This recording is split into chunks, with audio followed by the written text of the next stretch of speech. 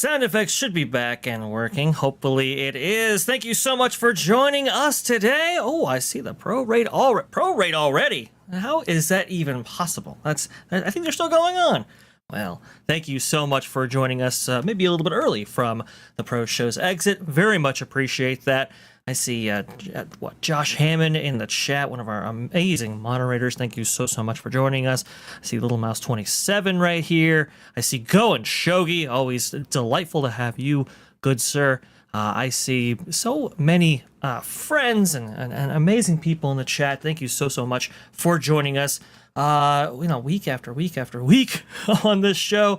It really is fantastic to share our experiences on this panel with all of you. And speaking of, we have an amazing panel in store for you today. Just amazing insights all around. We're going to be talking about, as you probably guessed by the thumbnail or by the actual title of this live stream, we're going to be covering the strike, the Disneyland strike.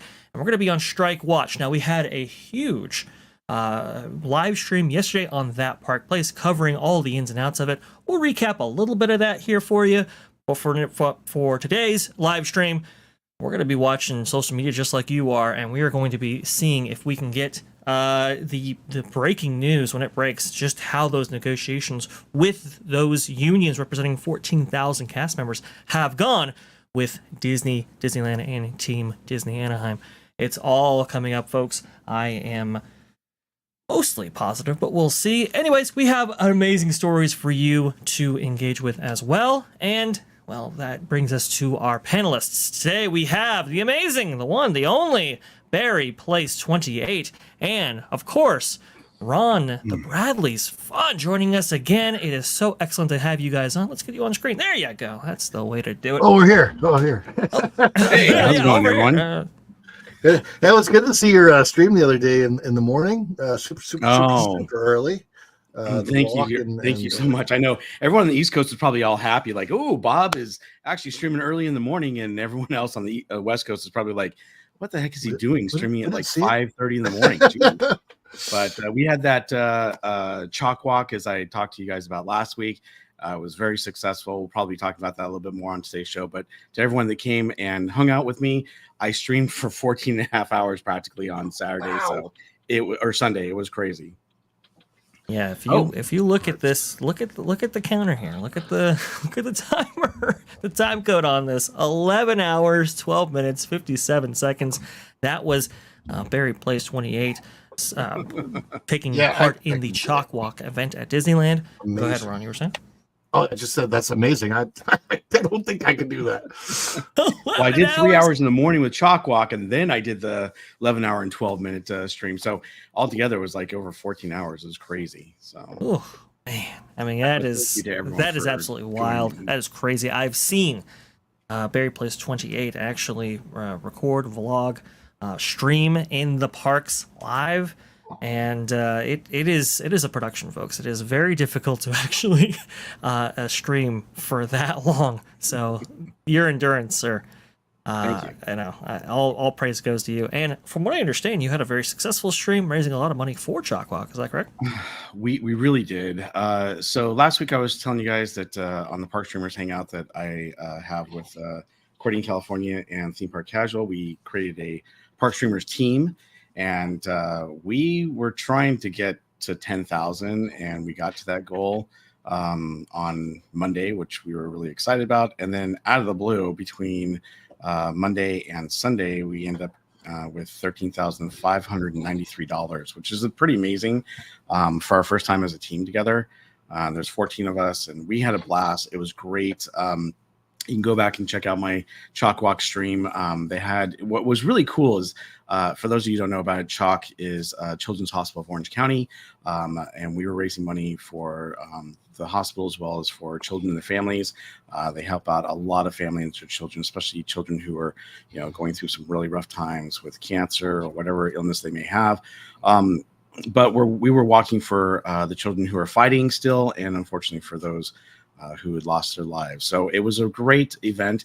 One of the cool things is I've only done this once previously, and it's been many, many years, but when you walk in, they let the teams go, so far, and then they stop, and then they let some more teams go. But they have attractions running with no one on them practically while you're walking throughout the whole park. So as we're walking past Tomorrowland in the beginning, we actually saw, Astro Orbiter going, and then they had tons of characters out, everything from The Incredibles, Indiana Jones, Rey was there from Star Wars. You had Stitch, Buzz Lightyear, you had Mad Hatter, Alice in Wonderland, Cheshire Cat, White Rabbit.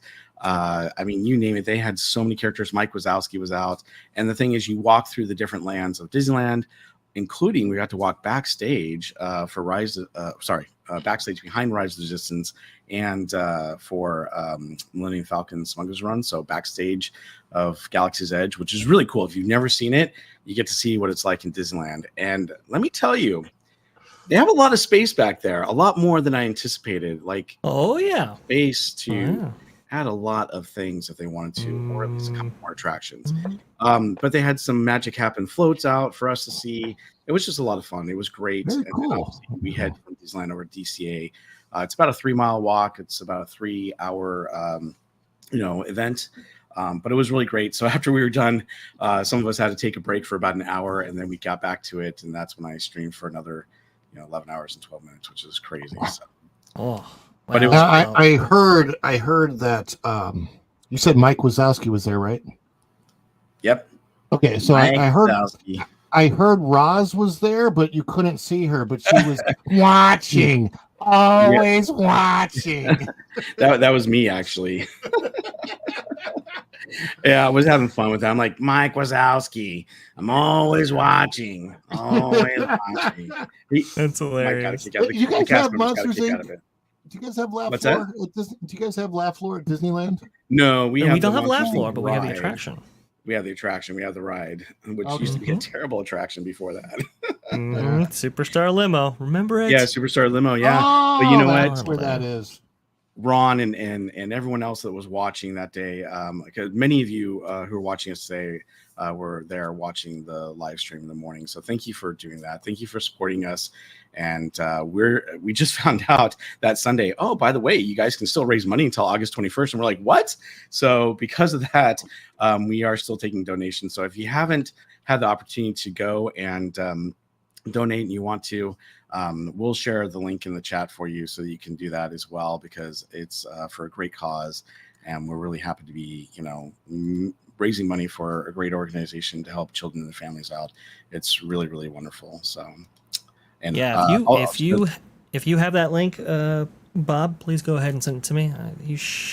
I just put it. Should make you a mod. Private chat. No, you're good. Okay. Unless you want to.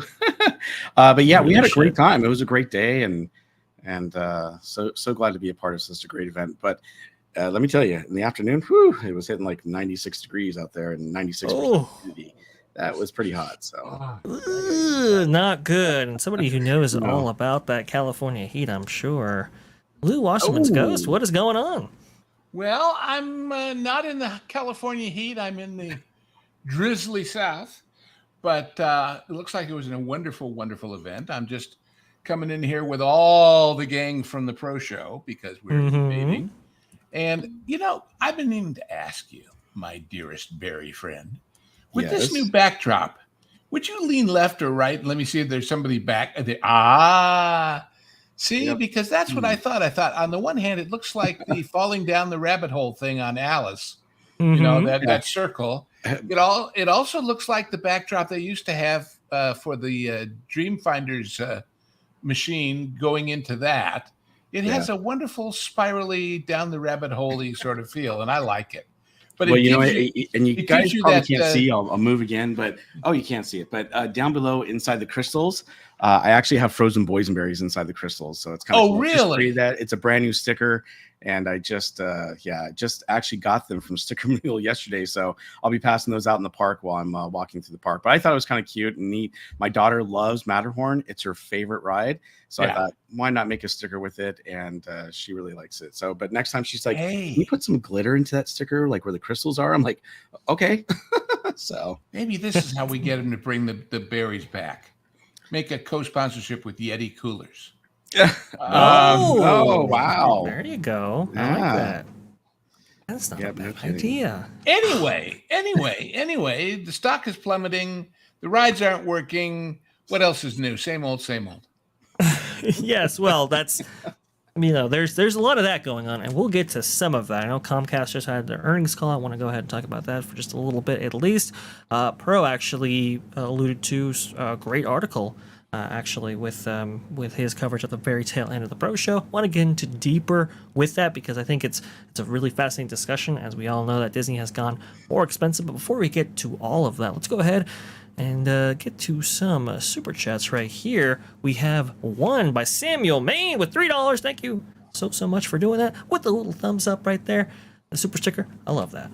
Very much appreciate that. Thank you so much for that. So I think where we should begin, because I don't know where exactly we will end up being, with this whole news cycle. Let's go ahead and get people up to speed on this strike, what it's all about. Don't want to spend obviously too long on it because we did so much of it on yesterday's That Park Place. But just in case people don't actually know, here you go. This article out from CNN. Thousands of Disneyland workers vote to authorize a potential strike. It would be the first in 40 years. It's by Natasha Chen of that outlet. You can see right here, there was a protest or demonstration on July 17th. The park's 69th anniversary, interestingly enough. And, these people are aggrieved, and they're aggrieved for multiple reasons. The first four among them being fair wages, a fair attendance policy, seniority increases, and safe park for cast members and guests. It's a very... that last one I'm not quite sure about. I've been trying to interview former cast members or even current cast members to try to get to the bottom of that. Like, is that really a huge deal? It seems like the others in that list are far more significant, at least when you look at the signs and you look at the what they're chanting about. Well, go ahead. If these people aren't there being paid well, and they are doing jobs that impact safety. Even little things. I noticed one of the various union groups is the candy makers. Well, if they hire a so-called scab candy maker and he puts a scab in the candy, you got a safety issue.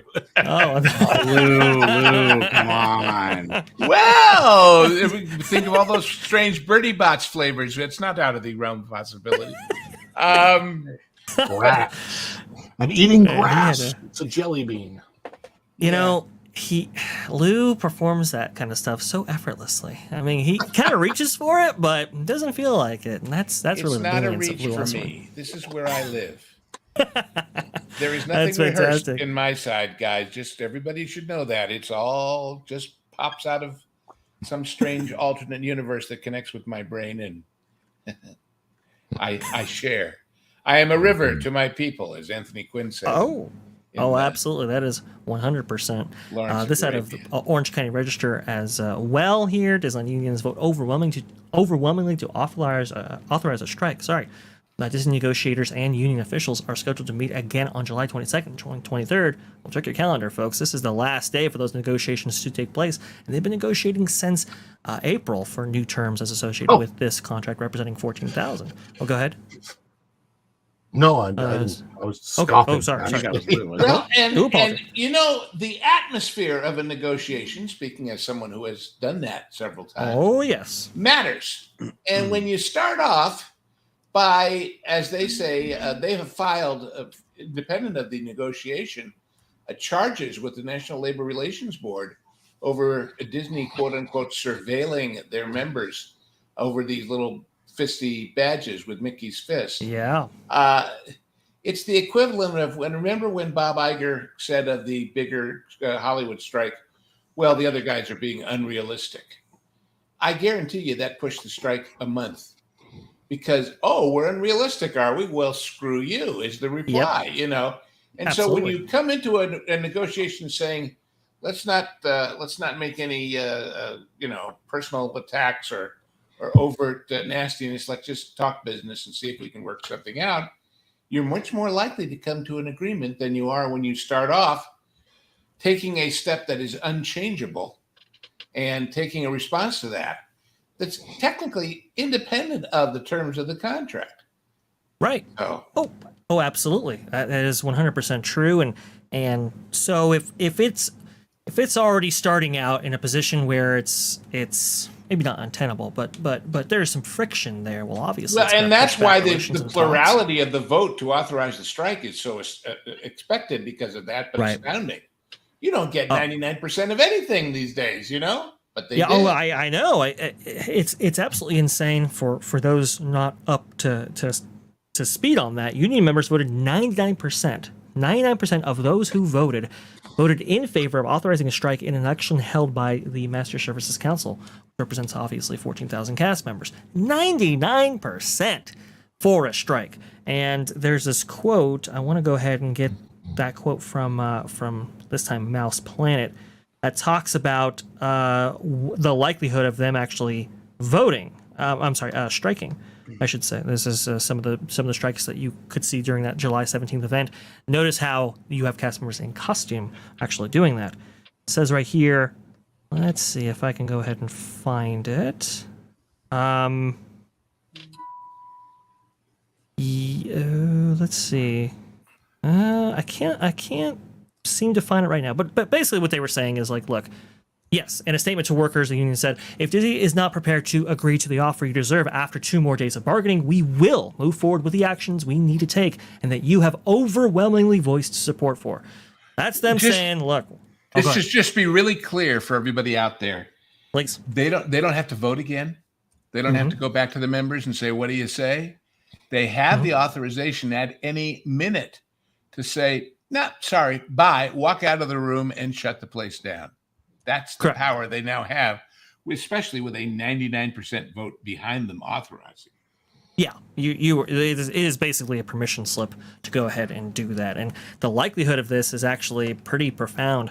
I had to do a little bit of research to bring up the complete history of this, at least in the recent history.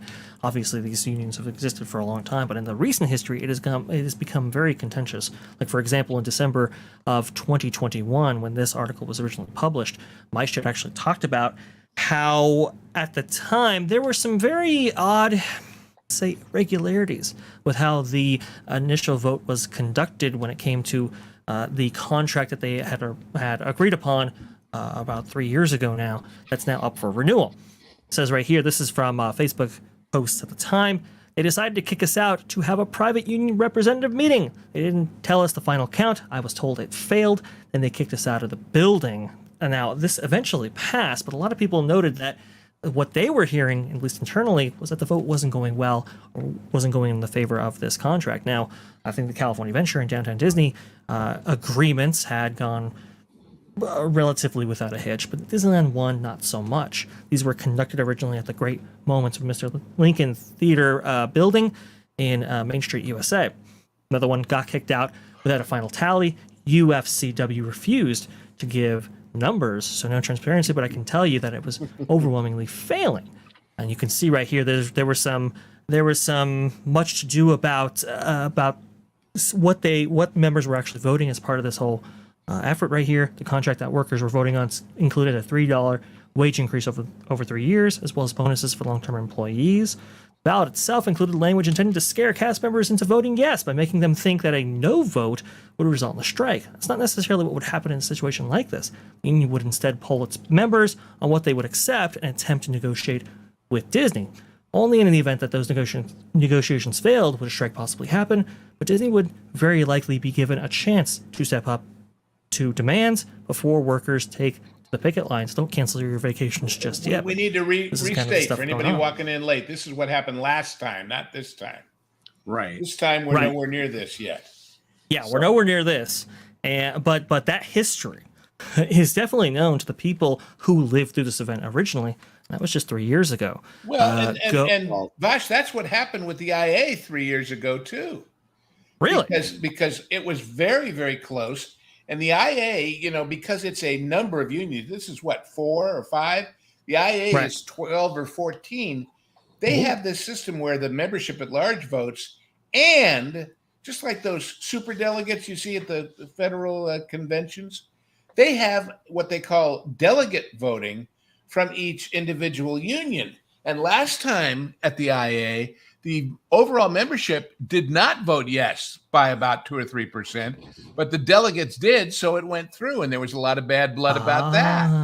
And so that's why they were all so angry about, you better give us a good deal this time or else. And happily, they got a good deal. But we'll see. Well, I will tell you, I was part of the UFCW many, many years ago when I used to work for the Von Scourge Company. And I got to work, as a union employee, and then I got to work on the corporate side in human resources. And, UFCW, no offense, but very, very sketchy. They're, they aren't the greatest of unions. And I'm not trying to rip, I'm not ripping any of the employees who are under the UFCW. The union itself is just not that. Most of them aren't. Yeah, well, most of them aren't, right? There are some really good ones, and I've mentioned that before. But UFCW, they do these sketchy things like that. I mean, how do you kick someone out when you're doing the vote and not tally up the vote and tell them what they did until later? I mean, they do things like that all the time, unfortunately. And so I'm not surprised. If we had a separate hour or so, I could tell you the story of the most famous Writers Guild strike and how that went down. And what happened behind the scenes and what should have been and wasn't and all the rest. So this is, Well, you and I was hours of this stuff. Well, but I was telling Vash about this great book that I've been plugging all over the place, which I might as well plug again. It's called City of Nets, and it's a history of Hollywood in the 1940s. And one of the things I learned reading that book is that the IA was not the only everybody and their brother who's not a star union in those days, but they won out over the other two. Why? Guess who helped? Who came in and said, hey, I'll make you the only one? Frank Nitti. Does that name ring a bell? Ever watch The Untouchables? Frank Nitti was who Al Capone called the enforcer. Yep, the enforcer. And he showed up one day at the head of Fox office and said, give me $100,000 cash right now, and we'll make this problem go away. And he said, what, are you crazy? He said, it's going to cost you more if you don't. And he gave him the money. And suddenly the IA contract was the only contract. And years later, they all got arrested. Some of them went to Alcatraz. But still, all I'm saying is there is a history. Look, when a business is successful and it has employees, people want to get in on the deal without putting out the effort or the risk. That's why Walt hated the unions that gave him problems at the studio, because he said, hey, I'm the one who put my whole life on the line to make this place happen. And you guys aren't happy to be working and feeding your families. And so, you know, there's all these different sides of the story. I have been pleasantly, happily associated with a couple of pretty good unions. But even then,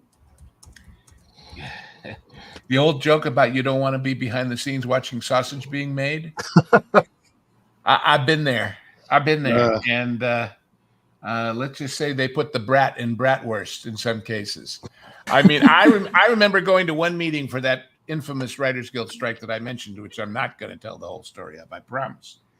But I remember going and watching these people in their Mercedes driving up to the Beverly Hilton Hotel to go to the meeting, and this young woman writer who was probably maybe 30 in her Mercedes-Benz and getting up and talking about showing union solidarity like John L. Lewis. Well, look up John L. Lewis.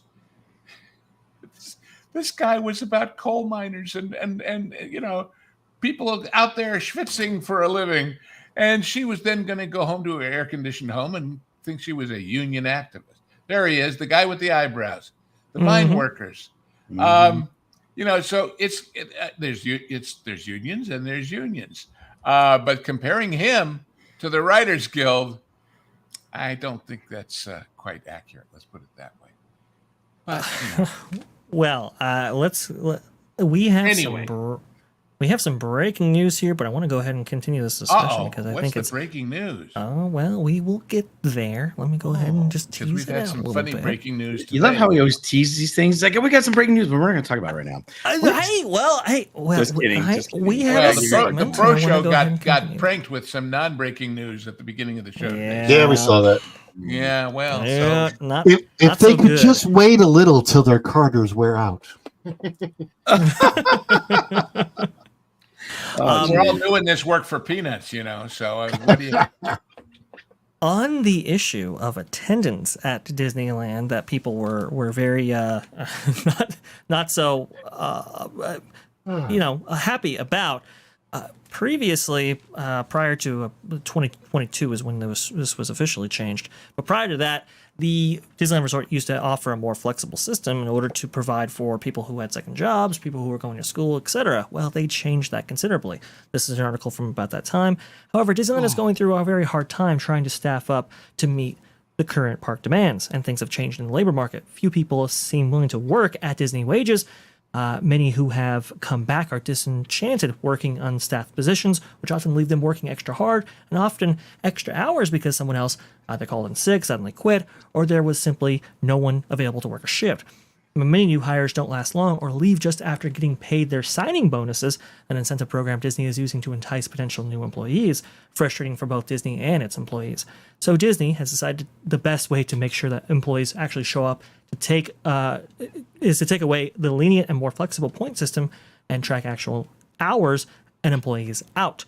So you can see right here, you have full-time, casual regular, and casual temporary. 16 hours triggers for full-time, 12 for casual regular, and 6 for casual. And as I temporary. said, when I saw this document the first time here, when Vash and I looked at it a day or two ago, when's the last time any grown-up here used the word tardies?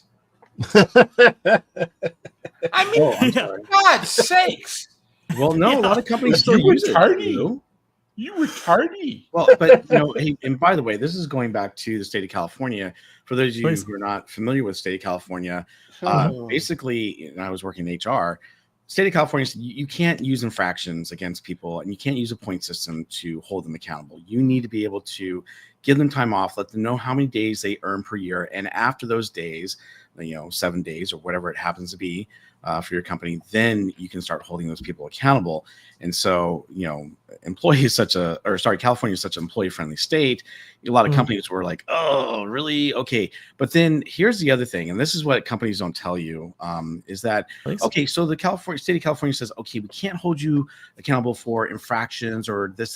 We have to hold you accountable after, so many days that you accrue. And if you use sick time, you can't use it if you don't have any more sick time. Oh, we can hold you accountable. Now you don't have any more sick time. Oh, okay, that's good. We can do that. Oh, and then, they find other ways to hold you accountable around that attendance policy. So the thing is, they're always going to do that. With a union contract, obviously, you're adhering to that union contract. But like I said, there's always some way that the companies are going to try to find loopholes around that so they can hold people accountable. And I'm not saying they're trying to, but it's with the problem employees and employees that aren't following the guidelines that they're trying to hold accountable to find loopholes to do. When I read in this that they were offering signing bonuses to get people, and people are walking away once they get the signing bonus, somehow there's something wrong with that system. You should have to at least be there 30 days or something before you get it. It should be 90 days. Sure. Yeah, well, and a lot of companies too. So we were doing some signing bonuses for the previous company I worked for. And the way that you were doing is that you had to be with the company for a certain period of time or you had to pay it back. And many times you had to be with the company for up to 12 months. And you've got the signing bonus and you left within 12 months, you had to pay that back. And so that was kind of their thing. And either they would collect it on your way out. Actually, state of California doesn't let you do that anymore. So they would, try to, take them to collections or get the money back later if they didn't pay it back. But it's just crazy how they do these things these days. It is very crazy. And I know the new policy that was put in place, I mean, union leadership pushed back on it just like a little bit, but then they eventually relented and just accepted it. And this was a big change from the culture that existed previously at the Disneyland Resort.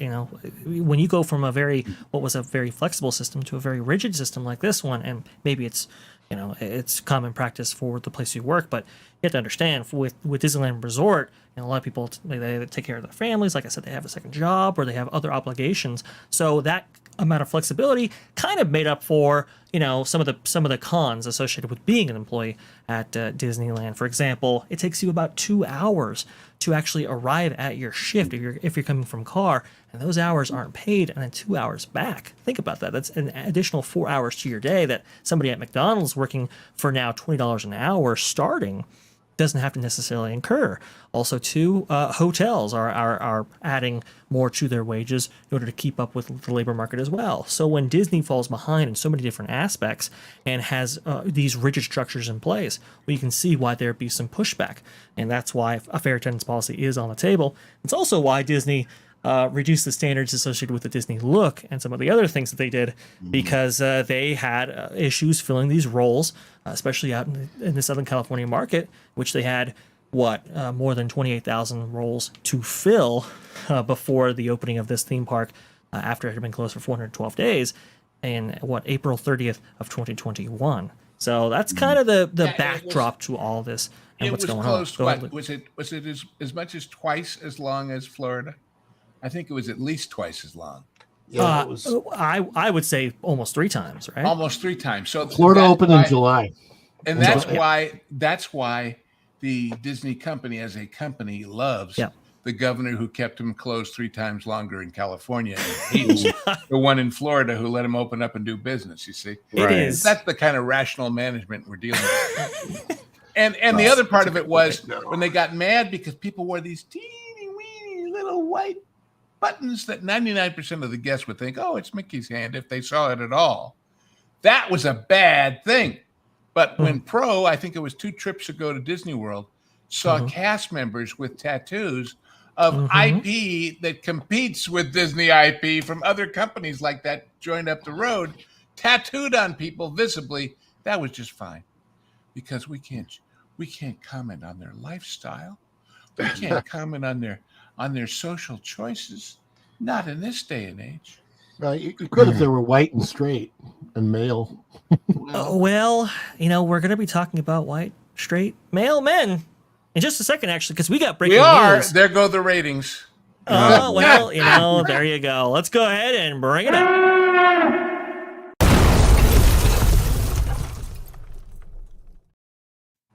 Right here, Ike Perlmutter. This comes actually from KMG. I want to go ahead and spotlight him because he has been such an amazing help around our various channels right here. Let me see if I can even bring up this comment. There we go. I found it.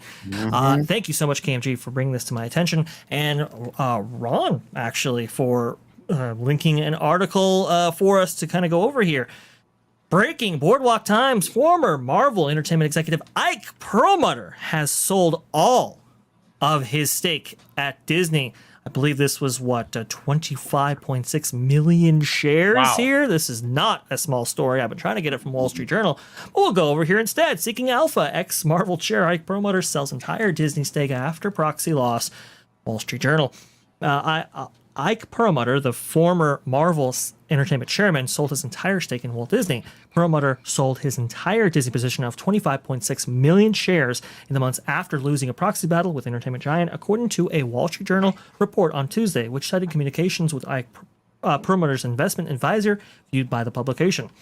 Perlmutter became a larger holder of Disney after the company purchased Marvel in 2009. Perlmutter told the Wall Street Journal that he sold his stake because he doesn't have the confidence in Disney's current management and expects the share price to fall even further. Oh no, folks! If you haven't been keeping up with today's news, the current stock for Disney. Let me go ahead and see if I can bring it up. Get out while the getting's good. It is not good. It dipped around. I want to say 90. It's gone back up to 91, but it is not very good at all. The 5-day is even worse. 1 month. I mean, you know the story, folks. It has not looked good for a very long time. If Ike Perlmutter is getting out at 25 million shares, he was one of the largest single investors in the company. This is a massive development. For those who don't know this man's history, this guy comes to America with bupkis, as I like to use that word, nothing. Right. And he's in New York City, and he's looking for a way to make a living, and he's selling toys. He's buying cheap toys and selling them. And he's noticing the popularity of some very, very early toys associated with some comic book company that isn't that prominent, but that it seems to be a favorite of this audience. He winds up owning Marvel over a period of time and then selling it to Disney. So this is a guy who, from real street life experience, has a pretty good sense of what the value of things are. And if he says it ain't worth it, baby, you could bet on that. And I'm not giving quote unquote financial advice, but and then when he says it sits somewhere in that thing you just put up, if it got down to 65 or 70, he might get back in. But why? You know, he's an old man. He's got $1 zillion. He's living the life of Riley in Florida. He doesn't need this aggravation. And you'll note that he was actually working at the Walt Disney Company under the employ of Marvel as part of its division. Now, what happened was, it was very interesting because originally Kevin Feige would have to report to Ike Perlmutter, who would then report to Bob Iger. That it was kind of the system in place that was part of the deal, or the terms negotiated by the Walt Disney Company and Bob Iger himself for the purchase of Marvel, right? That was the structure that they had all agreed upon. Well, I believe, was it 2016, 2017, somewhere around there, that was restructured, in which Feige was now reporting directly to Bob Iger, ostensibly kind of removing Ike Perlmutter from that equation. And so that kind of upended everything at that point. And Ike Perlmutter, well, he took it out, actually, against Bob Iger by not voting for Tom Staggs. Tom Staggs being his choice to be the next CEO of the Walt Disney Company. He actually teamed up with, if I'm not mistaken, Steve Jobs' widow, which I believe was the largest single shareholder at that time, because of obviously the shares that she inherited as part of the original Pixar deal back in 2007. Well, he teams up with her. They effectively remove Tom Staggs from the equation, from even being considered for a CEO ship. Tom Staggs leaves. Jay Rasulo leaves as part of this process because Jay, not being the guy chosen, didn't feel that he had a future with the Walt Disney Company, even though Ike wanted him to be the CEO of the Walt Disney Company. You'll note that earlier, a couple of years prior to that, Tom Staggs and Jay Rasulo switched positions from CFO and Parks Chairman specifically. They went ahead and switched, and that was Iger's way of attempting to figure out who exactly was going to, come up and do well in the roles that they were in. Eventually, it was Tom Staggs. Ike Perlmutter wasn't having it, feeling aggrieved from that whole restructuring that happened with Marvel. And that has, it has had big effects on the Walt Disney Company ever since, as, everybody kind of knows the story. But he was still under the employ of Disney up until very recently. This from IndieWire. Told Disney that Marvel movies are too long and it got me fired. Well, that's not quite what happened, but essentially in 2023, he is exited from the company. Iger, he always had a very interesting opinion about Ike Perlmutter, I'll put it that way.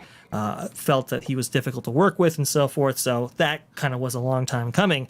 But obviously, Ike teamed up with his buddy Nelson Peltz, who were staging multiple proxy battles to try to get Nelson Peltz on the board. And you'll note that even last year, Ike Perlmutter had entrusted his shares to Nelson Peltz in order to stage that proxy battle against the Walt Disney Company. And of course, well, it wasn't successful, but I will say more successful than a lot of people thought, including getting endorsements from the ISSS and so forth. But alas, it was never meant to be. Now with Perlmutter removing himself entirely, this is a massive, massive development right here. And I don't know. I think without Ike in the room there, I don't know, guys. I think Nelson Peltz might not be coming back necessarily at all. Yeah, it doesn't look like it. I know this. Ike Perlmutter had so much more to do with the early success of the MCU than Kevin Feige did, as far as decision making and behind the scenes stuff is considered, or is concerned. And once Ike took that back seat, you could see kind of what happened with the decline of the things. Let me put it this way: I don't think Ike Perlmutter would have allowed that "girls get it done" scene in Endgame. It was such a convoluted scene, and it came out of nowhere. Yeah, and we were all like, "This is a great movie. This is a great movie," and then whoa. having run the comic books for so long, he was the expert on what worked with their audience and what didn't. And when they started saying, "Well, what do you know? We're going to do it this way anyway," that was a natural point of friction. So it would be as if they had bought Pixar and thrown out. What's his name? The guy they threw out? John Lasseter. John Lasseter. And they have a habit of doing this. In a way, it's like when I complain about them buying an old TV show and making a feature and taking everything out of it that made it good. It's this whole, you built something wonderful and you're the expert and you're coming along for the ride and we're paying you $27 billion and go to your office and play Tetris for a while we make the movies.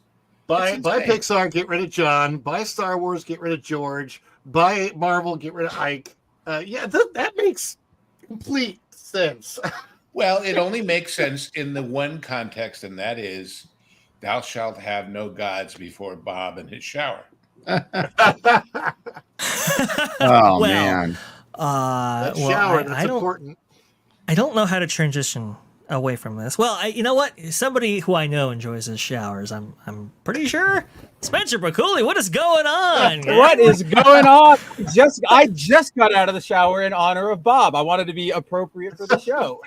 Perfect. Okay. Perfect. How's it going, guys?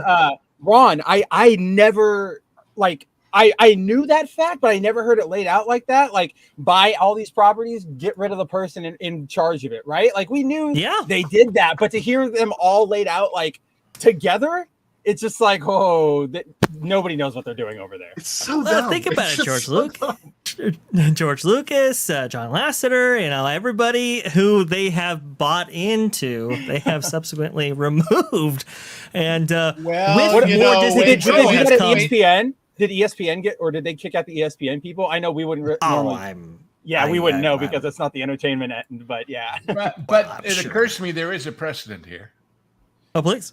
The guy that kicked Walt out of Oswald. No. Yeah. How did that work out? That's a fair point. So if people don't know the story, back in Right the of day, the wrongs. Right of the wrongs, like 40 years later, but well, I mean, it was probably more like 80 years. Yeah. But Yeah. but at the time, I believe this was the I want to say teens or 20s.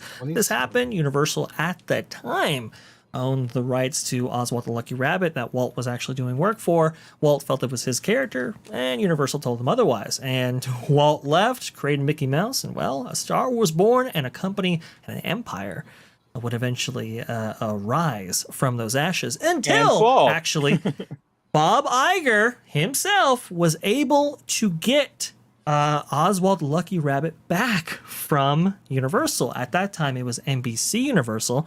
And, he didn't.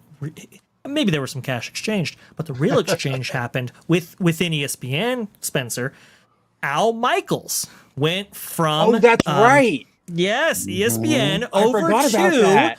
Sunday Night Night Football Football. over there. Yeah. NBC Universal, and that's how Al Michaels made his way over there. And honestly, I mean, helped launch that whole sports program into great success over there with Chris Collinsworth. I mean, that's also just another example of Disney's failure, right? Because I remember when they got Oswald back, it was this big thing. They went, "Oh my gosh, Walt's original legacy is back. He is here. It's the OG guy. Here's a new video game, even Epic Mickey, where you get to re-meet Oswald and save him from obscurity." Yeah. And you know what they did with him after that? Nothing. Absolutely zero. By the ears. Oswald. Yeah, you get like ears and the occasional shirt in the store. Like Lorena sees them all the time, but nothing. They did that trade. No, they don't, because they don't promote him. Nobody knows who Oswald is. Nobody really knows who Oswald is. Like we know who Oswald is, but like kids don't know who Oswald is, so they're not going to go get me the weird black bunny ears. No, get me the Mickey ears because that's Mickey Mouse. Right. It's just they have really underleveraged that character. Now they did incorporate him a little bit, Buena Vista Street and so forth, and they did have those famous Oswald ears they premiered following that D23 Expo that immediately preceded or succeeded that Al Michaels Oswald move. But go ahead, Ron. You were saying? I was going to say, to be fair, more kids today want the red Mario hat than Mickey ears. Oh, for sure. Yeah. I want to see, I know we'll probably never get those numbers, but I'd love to see like the year-on-year like sales of the Mario hats at Universal versus Mickey ears at Disney. Well, the older women love all of their 50,000 varieties of mini ears that they have. That's where all of the ears went. It's all. Would you like to put a number on that older qualification? I don't know. Actually, how old is older? Watch out, you have a wife. Yeah, no. I should say all women, really, because little girls like them too. There you go. But yes, I shouldn't have said. Of course, that brings up the what is a woman question, but we won't go there. I apologize for the word older. Too deep. Should have said all women, girls. It's the females that love the mini ears, the headbands. What is the thing about rose gold? Somebody explain that one to me. Which one? My wife loves it. Somehow the whole castle is rose gold now. Don't remind us, Ron. Don't remind us. Let's go ahead and finish off this article right here. It's not a tarnish, it's a feature. I'm interested to see what they say here. Perlmutter told the Wall Street Journal he sold his stake because he doesn't have confidence in Disney's current management and expects the share price to fall even further. If Disney shares were to drop to $65 to $75 a share, he expects to buy much of his old stake back. Oh, well, that's interesting. So he's not getting out permanently. He's just kind of like saying, hey, I'm getting out while the getting's good. I'm going to follow what Nelson Pellets, my buddy over there in Palm Beach, Florida, just recently did, where he got out at the high And then obviously the Buy stock the dropped dip. Buy the immediately dip. thereafter. That's it. The Marvel executive's exit from Disney stock comes after activist investor Nelson Peltz, who failed to be added to the Disney board in a proxy fight, also sold out his entire stake, according to CNBC report in late May. Most of Peltz's stake was through shares owned by billionaire ex-Marvel Studios chairman Perlmutter. Disney's proposed slate of directors was re-elected to the board at its annual meeting in April, beating a pair of rivals from Peltz's Tran and Blackwell's Capital in what became the most expensive proxy contest ever. Disney shares fell 3.3% on Tuesday. Thank you so much, Wall Street Journal, for including that one in there. Very, very funny. They're supposed to have a new Q2 fiscal year earnings report on August 7th. Is it Q2? That was Q3. Anyway, doesn't matter. Q2 earnings call on August 7th. That's going to be a big one right there. And remember, Safra Catz recently left, and they collapsed the board a little bit from 12 to 11. So all this stuff is happening, folks. All this stuff is happening at the same time. Nothing happens in a vacuum. Speaking of lacking of vacuums, though, you know what's also happening right now? Spencer, I think you're perfect for this segment right here. Perfect. Deadpool. Oh, Deadpool, yeah. Here it is. Wolverine. The tracking on this, Spencer, maybe you can give us some insight on this. It has been unbelievably big. I mean, they're expecting some big stuff from this film right here. Let's see, right here. This is Luis Fernando. Lou, go ahead. Yes, but.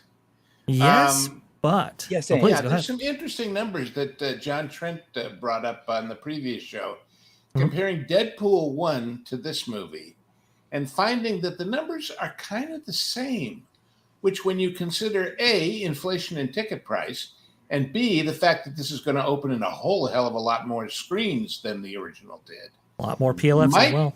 Might say something about whether or not there'd ever be another one after this, no matter how big it is. And then my parting question to that panel, and I'll throw it to you guys. We've got, as you said, the earnings call coming up here in a couple of weeks. And everything we've heard for the last several, well, you know, we had all these problems to fix, meaning Chapek screwed everything up and I rode in on a white horse and saved us. Is anybody from one of those big companies, those big investment firms that get to ask the questions, going to say, Bob, you kept telling us everything Chapek did was bad and you fixed it all. Since this is the first movie to come to the screen that he greenlit, did you fix this or did he? And the stock was $120 a share in his day, and now it's $90. And what do you say, Bob? What do you say? Well, what do you say, Spencer? So what I say is, I'm not surprised by how sort of big this is tracking compared to other Marvel movies that we've seen recently, especially because what this movie does, this movie is doing something that no other movies really do anymore. And it's a take I've been seeing discussed on all of your panels, on shows around the sphere, various articles out of different outlets, which is going to the movies isn't an event anymore, right? Like going to the movies, everybody sees a trailer and they go, that's neat. I'll see that on streaming in a week. There's no reason for me to go out and see this right now. I can see, you know, it doesn't matter. There's no pressure to do it. Back in the day, you would see trailers and everybody would be talking about it, you know, on the playground, at the water cooler. And Spencer, going further with that, you'd go see him twice and 3 times and 4 times and 5 times. Yeah, exactly. So that's what we've lost at the nowadays. theaters. At the theaters, exactly. And now, even though you knew in 6 months the disc was going to come out or the VHS, you had to go see it because like they were events back in the day. And films nowadays, they're no longer events, they are products. And we all know that, right? They pump them out, they hope it does well. Oh, that wasn't anything, scrap it, go on to the next thing. We don't really care to give a sequel to good movies or whatever, right? So what Ryan Reynolds and has done over there with, I guess, his team and whoever he's working with at Marvel, they've made this, at least in the way they've marketed it and promoted it and talked about it, it does feel like an event movie, right? Sean Levy's not going out here going, ooh, you guys should definitely come in and see who's sitting in the like 3rd row of this scene. You're going to love it, right? Like teasing all the cameos that come. He's going, you'll have to find out. Ryan Reynolds and Hugh Jackman are out here. They're not attacking people going, you should see this because it's good politic. They're going, hey, this is going to be fun. We wanted to have fun. We wanted to stay true to us. We get that Marvel sucks now. So just come hang out with us. Come have fun. So all of this is working in favor to boost these numbers up. Now, in terms of what Lou is saying, where, yeah, we're getting more exposure here and it's still bringing in the same numbers as the old Deadpool movie, I think we can sort of chalk that difference up to we are like the general environment we are still in. Because, yeah, even though this movie does look like it's shaping up to be an event, we still live in the era where things pop up on streaming. People are tuned out of Marvel. People wait for reviews from everybody around our sphere. So there's going to be some, like, to me, the fact that it's even tracking, because remember, Deadpool was a major breakout blockbuster. Nobody saw that coming, and everybody went, you need to go see this movie. And that, like, more than anything propelled Deadpool into the main, like, zeitgeist of pop culture. And so that was like a phenomenon movie. And now you have 20 years, or not 20 years, like 8 years later, $7 billion franchise dollars wasted on Marvel. And the fact that you're still tracking even closer to that, I think is phenomenal. It's going to be a win for them. And the problem is it's not a win. It might be a win for Iger. Like you said, this is the first one he greenlit, but this isn't going to be a win for Marvel, because this is like Spider-Man. This is an anomaly movie where you had an outside team come in and say, we get it, Marvel, but we've got to do our own thing too. And that's bringing everybody in. After that, after this movie, after Friday, we have Agatha to look forward to. We have Captain America to look forward to. Nothing is saving this. I'm gonna say that I think they're gonna double dip on this one, like they did. I believe it was Deadpool 2 that they double dipped on. With the non-R-rated version. Yes. Yes. Christmas time, they're going to double dip on this. They're going to come out with the PG-13 Princess Bride version of this. And I mean, like, I look you know at what they're going to do too? I can see it too. They're going to have him. You know how in Deadpool 2, the PG version, he's like reading a bedtime story to, I forget which kid it is, or to Fred Savage, isn't it? Fred Savage, yeah. The adult Fred Savage. The bedtime story. He'll be doing that you'll have that same sort of framing thing where Deadpool's telling the story, but I guarantee you it's going to be like Robert Downey Jr.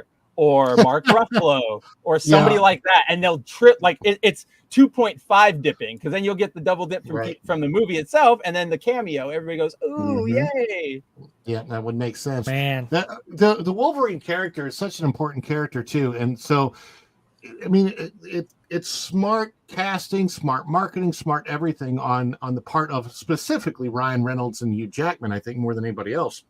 But like for me personally, the characters that I grew up with as a little kid were, of course, Superman, Batman, Spider-Man, everybody did in the 1970s. But Wolverine, well, and Hulk, I would say too. But outside of those, Wolverine became the first character outside of my little tiny little boy sphere that I actually started clamoring onto. And I actually had I've always assumed that Hulk, Wolverine, and Spider-Man are Marvel's Trinity. Like that is it. I had a stand of Wolverine, like the 5 foot tall standee in my bedroom for I don't know how long, awesome. But it was like if you would have looked in the window, like you would have seen the silhouette of Wolverine about to attack you. It was pretty cool. You young people today, I tell you. Back in my day, you had a blow up doll and you were proud. Oh man, now we're. I know lots of guys that have blow up dolls now. Well, again, you leave me in a place where I don't know how to transition. Oh man, maybe I shouldn't even use that terminology. Oh my goodness gracious. Okay. Vash, completely done. May I advise you? Go look at the original Monty Python shows. They were all about no transitions. They were all about, and now for something completely different, and wham. So don't worry about segues. Well, what I wanted to do was go. We're still in the Marvel sphere, and we'll get back to Deadpool in just a moment here. But I see somebody waiting backstage, and this is somebody's opinion who I very much appreciate, and him taking the time out of his very, very busy day to come on at all. Well, to talk about this particular topic, we got to get him on the record at least for a little bit. We'll go to Super Chats, and we'll be right back to Deadpool. Don't worry, folks. I want to go ahead and bring on Jonas J. Campbell. How Oh, are you the doing, man good himself. sir? Hello. I know you're here to talk about Ike Perlmutter, but really, I want to talk to you all today about Sprint. I thought you were hopping on because we've been playing phone tag for the last few days, and this is the that's first right. place you can like nail me down. Oh my god. I'm still processing all of this information about Ike Perlmutter. Robbie Whalen from the Wall Street Journal has all of this information here. I'm beginning to think he might have some special access that none of us have here. The story out of the Wall Street Journal is, this looks like it's pretty close to the entire thing here. Perlmutter obviously was the largest shareholder that most of us, well, according to most of us, until George Lucas came in and said, no, it's actually me. 25.6 million shares of Disney at, they're saying between 115 to, what's the range that he said here? He sold it between, he sold his shares for 115 million back in the day. His original stake was $4 billion, and whether or not that $4 billion got him that 25.6, that puts him around $40 at the buy-in to maybe $20 at the buy-in. I haven't done the math on that yet, but he's held on to these shares since 2009, when this was a company that was doing pretty well when it went up to 40. I can't even imagine how much money that he has. He feels like he should have with the state of this company right now. Perlmutter made trouble for Iger for a very long time, and now he's out. But he's saying, there, right there, Perlmutter told the Wall Street Journal he sold his stake because he doesn't have confidence in Disney's current management, Bob Iger, and expects the share price to fall further. Interesting. Yes. That means to a degree. It should probably be farther based on distance, but grammatical disagreement notwithstanding. If Disney shares were to drop to $65 to $75 a share, he expects to buy much of his old stake back, and that will give him obviously more shares in almost at the Wall Street Journal. Anything further, father? Well, obviously, said? as Pelt said, and I said Pelt sold his shares to somebody that I texted that Pelt's already sold his shares. Oh, I mean Perlmutter. It's their fault for both having P names here.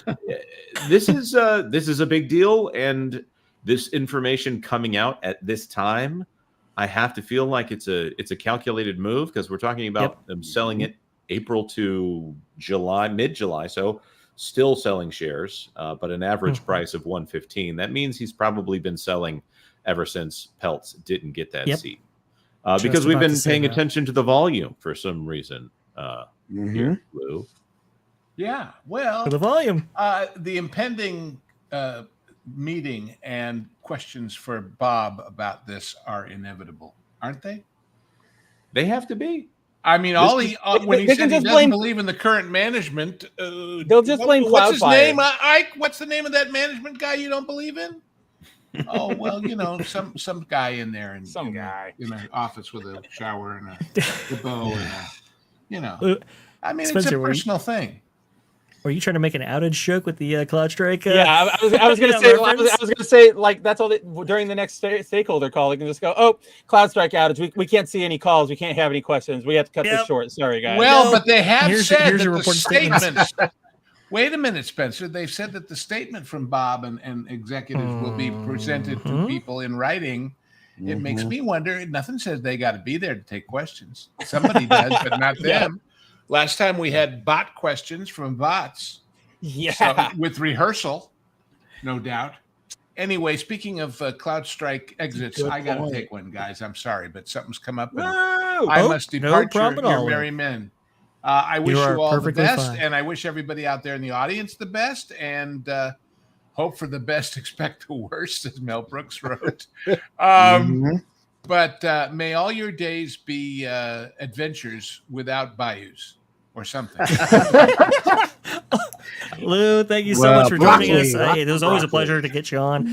Thank you so much, and hopefully everything's doing well in your neck of the woods. Very much appreciated, sir. Oh yeah. I'll be back, as Arnold would have said. I'll be back. Accent. I'll be back. Okay. Good night, everybody. Thank you. Bye bye. Good night. Good night. Adios, amigo.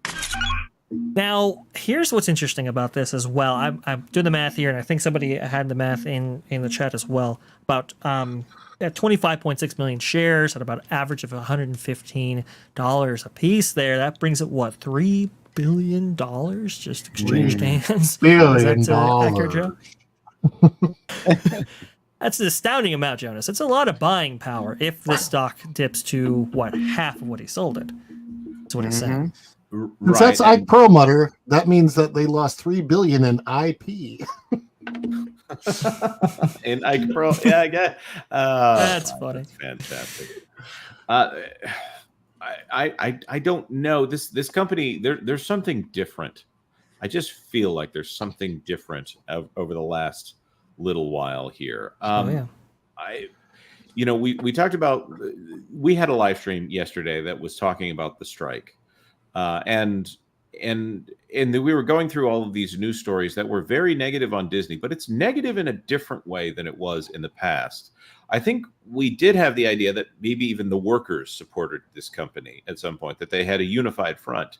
And I don't want to say that there's a Disney civil war going on, but the indications that large shareholders, and also Nelson Peltz, who became a large shareholder, those disagreements in the boardroom, that's different than the company itself being divided. There have always been union disagreements, but to have most of the unions say that they're going to strike, and I would say that's more than, as we said on the pro show earlier today, it's more than authorization, it's encouragement of a strike when you have 99% authorization to strike at this point. I would compare it to when a certain political candidate was running for office, and he's not the one you're thinking of when I say this. Everyone said that he was a horrible, awful, istophobe person. And then another person who probably was more of those things actually got into running for office, and that's the one you're probably thinking of. Mm-hmm. The difference was about a 10% difference in the rhetoric, at least at the start, so no one could perceive that it was that much worse. But I really feel like, Disney, right now, this is so much worse. I don't think they have anything. And okay, Deadpool's going to make more than $1 billion. I'm fairly certain that thing's going to make more than $1 billion. Inside Out 2 made more than $1 billion. I'm still not convinced that this actually indicates the creative engine is going in the right direction. Disneyland, we see the pictures from Disneyland right now, and Bob, you've been there. Mm-hmm. Is it? Are those pictures from Mice Chat? Are those like cherry picking, or is that generally the state of the parks?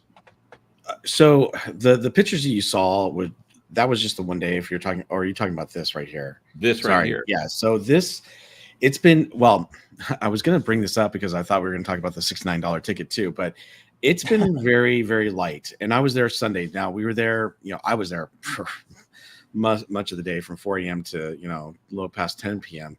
And the park was very light for a Sunday. It's been kind of light for Sundays. And it kind of was like that last year, but it seems like it's a little bit lighter this year for Disneyland. But yesterday was packed to the park. And from what I can tell for today, talking to a couple people who were over there, it's packed again today. But I think it's because of that $69 ticket for Anaheim residents because of the 69th, birthday or anniversary.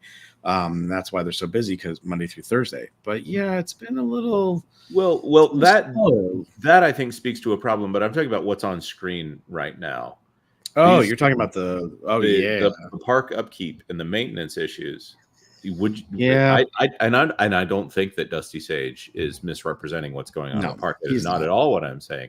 I'm asking, what is your take on this when we talk about the state of this company, creative not being what it should? We're talking about the executives are. I'm not gonna. Let's not worry about that for the moment. Disneyland has this strike going on, and the park itself is not being taken care of. It appears. Yeah, they're definitely a little more lax than they were before. Now, I have some friends that work, in sanitation and maintenance and stuff like that, and they are trying to do their best, but Disney's kind of limiting on what they're buying and paying for, and what they're putting money into, and so it is a little lax that they're not keeping up on the park. It kind of reminds me of Walt Disney World. Same thing. They weren't doing the same thing over there, and I was like, "Wow, Disneyland's great." But yeah, Disneyland has been slumping a little bit lately. I mean, now they just redid Astro Orbiter. There's nothing wrong with that thing right there. But yeah, some of the park. There you go, right there. But other things we've talked about too. Can you scroll up a little bit there by the Astro Orbiter again? But by the way, I'll just point out that they make duct tape that is the right color for that if they wanted to actually do a good job on that. That's fair point, I know. actually. But look, and this is something I talked about on the Park Streamers, and I think we might have talked about it a little bit. But you see that right off to the left of the Astro Orbiter, you have a wood board there with a picture on it, and that wood board has been there forever, like the last 3 years. And we talked about this where it's like they dug up something in the ground, weren't sure where these pipes and wires were leading to, didn't want to do anything, left it uncovered, and just put boards around it. It's like, are you ever going to take those down? People keep asking, what are they doing there? It's like, I know they dug up the area, because of my source, but yeah, they've had that for 3 years. That the concept artwork on that construction wall was up there for so long that it actually got sun faded very, very badly, to the point where you couldn't even see it. And so when people started complaining about it, instead of actually doing something about the construction walls, Disney actually put up new concept artwork. Oh my god! To replace the sun bleached concept artwork that was on that wall. You can tell how desperate that, like, the entire, I don't even want to call it like a fixture, is that wall, because look how far away it is from the gate. Like, that's not for somebody to look at. That's like there's supposed to be a ride over there that you are keeping a safe distance from. It's so bad. It is. It's not. But it's things like that are making me worry about Disneyland, because they are understandably so. I mean, they're refurbishing the rides and everything, but the property itself, it does have some issues. And by the way, I don't know if you guys do this either, but I go through the permits all the time to see what they're doing and what they're working on. And anyone, it's public knowledge, you can go in there and find out, you just have to know what the addresses are for Disneyland and DCA and Downtown Disney and whatnot. But you can look it all up and you can find what they're doing. And I want to tell you, they're constantly working on the park as far as they're adding new lampposts. Sorry, I have to laugh about that one. They're adding, all sorts of, new electrical work and whatnot. The thing is that this is a park from 1955, and they have not replaced a lot of things, pipes, electrical work, stuff like that. If you guys know, they have the big, blow up in the Tiki Room or Adventureland restrooms right there next to, the Tiki Room and the Bazaar Marketplace. And they had a flood there. It was so bad, it was shut down for weeks. Trying to fix that thing. And I think that's the problem that we're having now with there it is, right there. Bayou Adventure. Yep, there it is. Tiana's Bayou Adventure with Haunted Mansion. The reason why these things are being delayed is because they have all these pipes and electrical issues and stuff that they had not anticipated having to redo or to replace. But when you have a park that's this old, and you don't, give it tender loving care and follow up on these things, then things start breaking down and falling apart. The problem is when it starts happening in big voids like it is right now, well, then you've got multiple things happening. And then next thing you know, you've got duct tape on the ground or Gorilla Tape on the ground covering up, loose bricks and whatnot because, they don't have time to take care of it right away. Man, it's just there is a lack of time, right? So, some things come up unexpectedly. Like, for example, this incident right here, it's like, well, nobody necessarily had this bathroom facility flooding the way it did and having to remove the waterfall short notice. You had to get contractors and stuff and permits filed in order to accomplish this work. It does take time. I understand that. But even MiceChat goes, like, will the men's restroom in Adventureland have this temporary wooden wall forever? Worse, on Wednesday, every urinal in the men's room was broken. Right. Yes, all of them were broken inside of the men's restroom. You would think with Disney's, I think the bigger problem here is not that, yes, things happen, right? Like, we all know that. We've all been in situations. Restrooms break, cars shut down, whatever. But this is Disney. You would think that they would have all the resources to go, this is broken. We got to get this going. Like, let's freaking go. Here's your $400 to get the contractor out here today. Whatever, let's go. But instead, they're treating this like my unemployed uncle treats like taking care of his house. Like, yeah, okay, I put a poster over that hole. I got the stuff. I'm getting to it. I'll get to it later. To be fair, though, I will say that, when you walk around the park, like I was walking around the other day, and unless you're looking for these little things, and you notice some of them are really little and small, and some are a little bit bigger. But the thing is that people like me and Dusty, who go to the Disneyland Park all the time, we see these things because we're looking around and we're always looking for something new and checking things out. And they're like, oh, what's that? Wait, I don't remember that. What's going on here? They didn't fix that? Oh, that's not cool. We're the type of ones that see it all the time. The regular people who are going to Disneyland, they're not looking for that. They're there for the magic. And so they're walking around. They may see one, two things, but it usually doesn't phase them as much as it does someone who goes all the time, like me, Dusty, or some other streamers or theme park goers. So I will say most of the time the park looks really, really good. It's just, if you start pointing out these little things, there's things all over the park that you can, dissect and depict and whatnot, and go, why are they doing this? And how it come they haven't fixed it, And I want to be. Go ahead, Rob. Sorry. I was just going to say, and I totally agree with Bob, but the thing of it is, like, yes, people, streamers, vloggers, all of us or even pass holders that just go constantly, we'll notice these little things when normal people would totally gloss over them. And all of that is fine, except for the fact that going back 5 years and before that, I've been a pass holder at Disney World since I want to say 2011.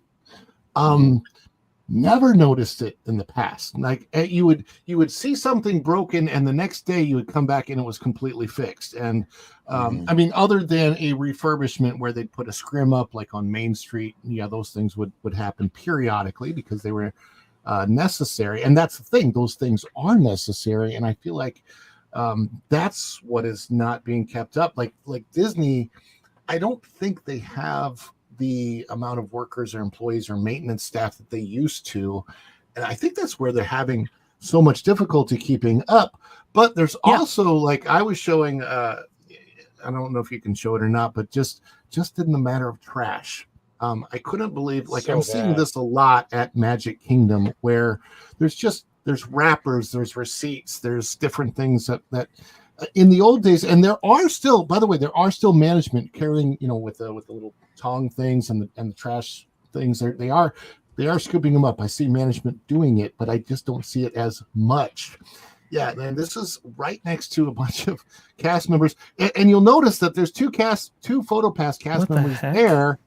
Yeah, this trash was right there. I didn't put it there. I walked over it, and I'm like, oh my gosh, I gotta show this, right? So I filmed it. There's two PhotoPass cast members right there, and one of them could have easily just picked that up, thrown it away, and come back, and they would have been fine. See where the trash cans are? Sure, right behind them. They're right there. So, Ron, I don't know about you, but when I was a cast member for Disney, they always told us if you see trash on the ground, pick it up. Boom. We were told we'd get fired if management saw us not picking it up. We could get fired. Well, that's my whole thing. But those are the standards I always thought there were. Yeah. Right. But there's been a shift in all that since you and I were cast members, and that's the problem, is that I don't think that, well, that's not my job. I'm not doing that. They got sanitation people to pick it up. And that's not the, that's the problem we're having. This. Like they I remember they specifically asked this question in Traditions. They said, who is custodial? We are all custodial. We literally, like, that was the answer. And I don't know what's happened. This is the kind of stuff that, as a person who goes there all the time, I know the difference. Somebody who, like you said, somebody who doesn't, they might not understand that. But this was just, it's been so surprising because I've seen so much more of it. I would say, especially in the last year. Mm. So, it's gotten much. I don't see so much of this happening over at Disneyland where there's trash lying around. That's good. Yeah, I mean, they do a pretty good job of that. It's just these little maintenance issue things I've been seeing pop up, and it's disappointing. But again, a lot of it's minor, and I just don't know why they don't take care of it sooner than later. So, but again, I'll say this. you're right, because not enough people are workers.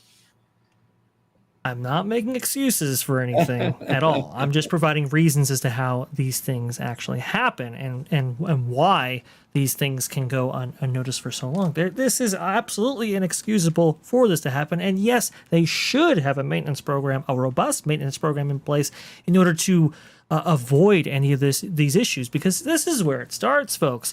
A lot of people have been bringing up, longtime Disneylanders, for example, have been bringing up that this feels remarkably similar to an era surrounding, well, if I had the guy, this guy right here, Paul Pressler. You can see him featured right here in, I guess, a 1998 press conference. I remember time. that orange. Yes. Well, he was the architect behind Disney California Adventure, and it's being cost cut to oblivion. But these issues start as little issues, and then they have severe consequences, like what you're seeing on screen right there with the Columbia incident actually taking someone's life. And also, too, I had the article somewhere, but the Big Thunder incident as well, where somebody was actually crushed because of a lack of maintenance and a lack of training. We've already seen some of this actually happen where you have lampposts and so forth falling over onto guests themselves. You can see the size of one of these things when they did actually fall. I believe a woman in her 80s, if I'm not mistaken. It was the size of this. Actually, it fell on her, and she was taken to a nearby hospital because of it. Again, these things have very, very, very bad consequences, or at least they can have. This is another example of this actually happening not many months after this. No excuses given, because this is inexcusable.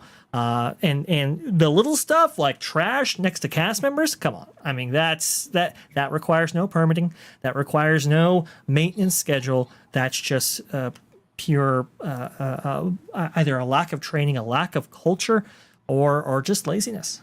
Sorry. I mean, that's just what that is. So, and like I said, these things have devastating consequences if you let them get that far. And in some cases, they already have. But will anybody be the victim of this time around? We'll see, I suppose.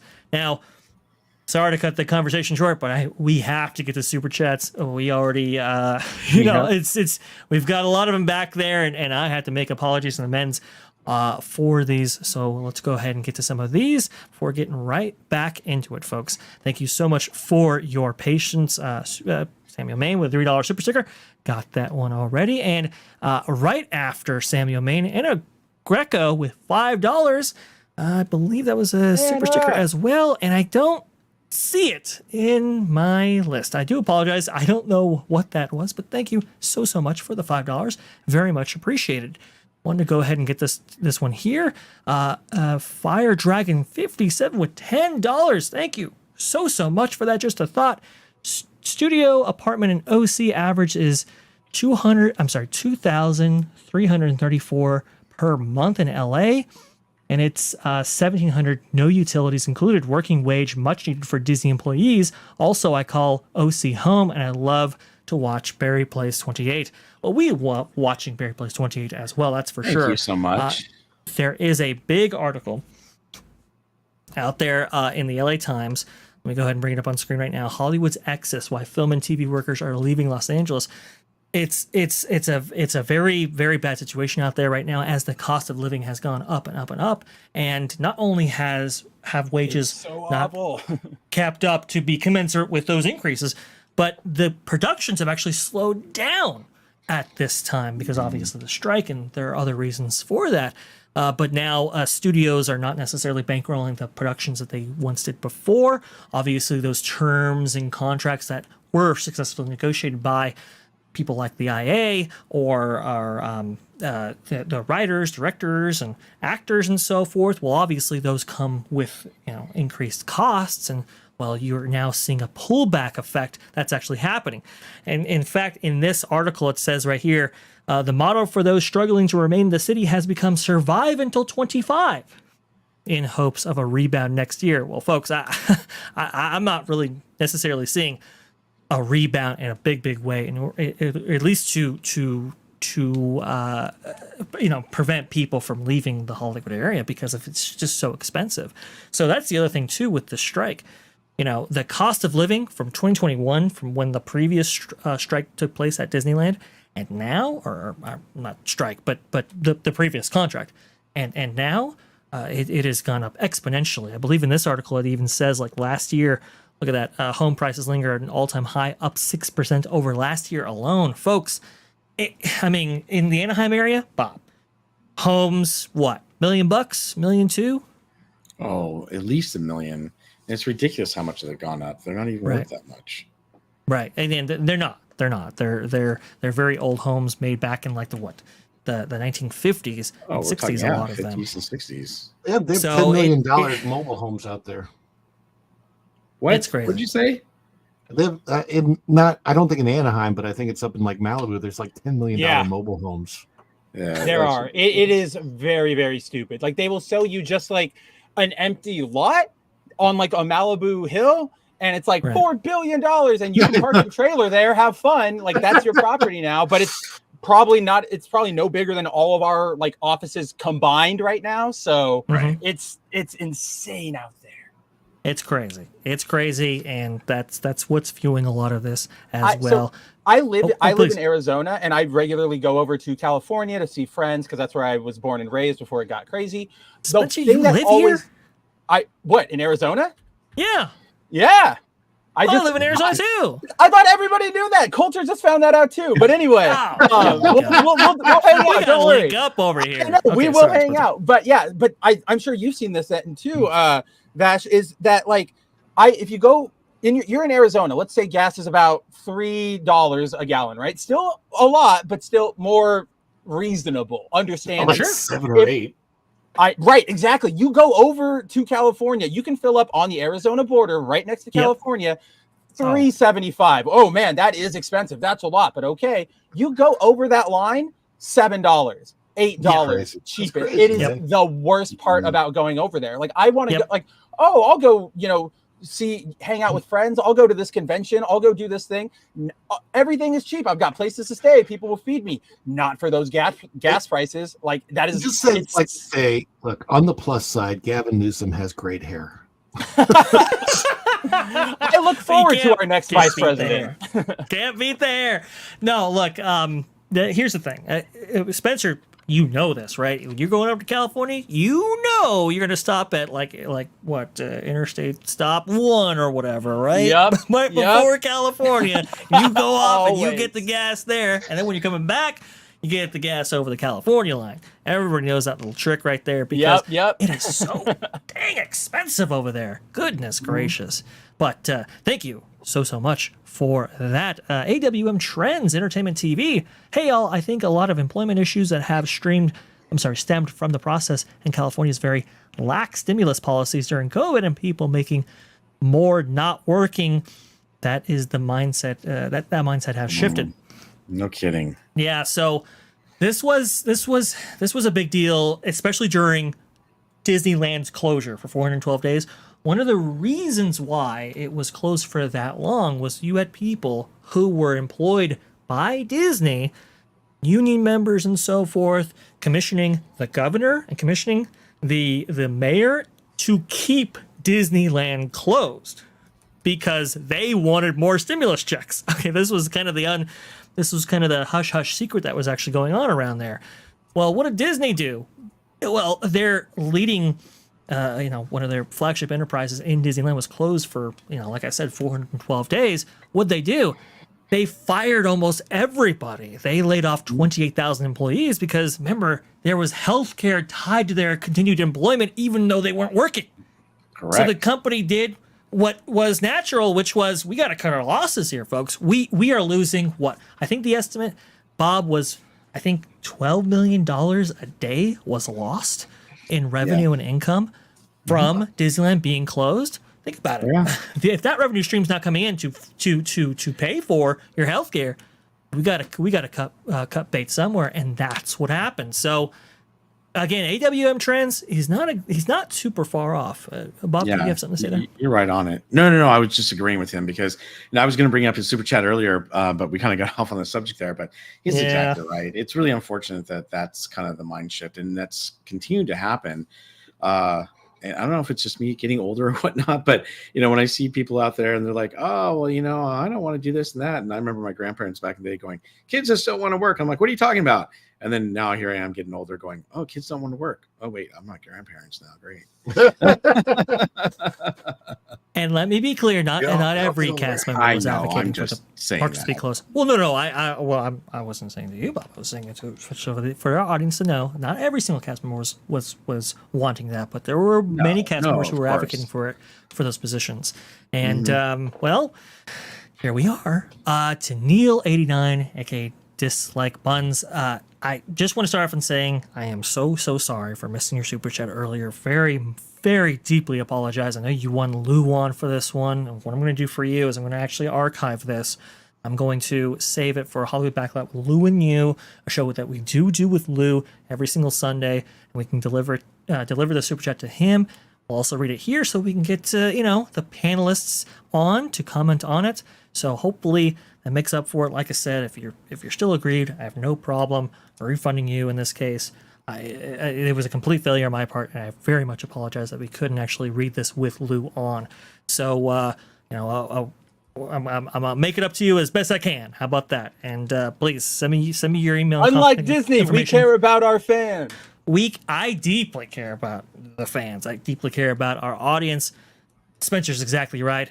Feel free to email me at t3ponline@yahoo.com to exchange contact info and make sure we get that to you. Want to make sure we take care of you. Disney's arrogance is starting to seem like an anti-survival instinct. Maybe someone should go to Bob's house and just have a bunch of bunch of rakes all over his front lawn on the way to his car. Yeah, that's a hilarious. that's a great super chat right there. Yeah, I mean it is crazy, right? They are doing everything. They are doing the opposite of everything that you would do if you had any fiscal responsibility whatsoever. If you had any fiduciary duty, you wouldn't make these decisions, and yet Disney is making those decisions. And it's like, guys, what are you doing? It's completely bizarre. It's completely insane. I don't know why. But we find ourselves in this predicament. Thank you very much, Tina89. Like I said, be saving this for the next show as well, and stay tuned for that. If you don't happen to clock in there, I'll get you a video of it. How about that? AWM Trends, Entertainment TV. Lots of hiring issues at the minimum wage level. This is for $1.99. Yeah, lots of hiring for issues for sure. And here's the other thing that we didn't talk about either during that Disneyland discussion here. When they do improve things, I'm going to say with quotes here, guys. When they do improve things in the parks, sometimes it's not in the ways that you would necessarily want. So if you see right here, you can see this kind of cobblestone pathway that's next to these ODV carts. You see that? Mm-hmm. The cobblestone is the original path that's been there since, I want to say, the 1990s, since Light Magic was actually added to Disneyland's roster of entertainment and then subsequently removed thereafter. But they reworked the entire Small World Mall area. That's kind of where this is at. You can see how this ground covering changes inexplicably. Well, they recently redid part of this pathway along this kind of historic route right here in the heart of Disneyland. You can see the cobblestone, and then the new covering is just like, it's squared off. You see this?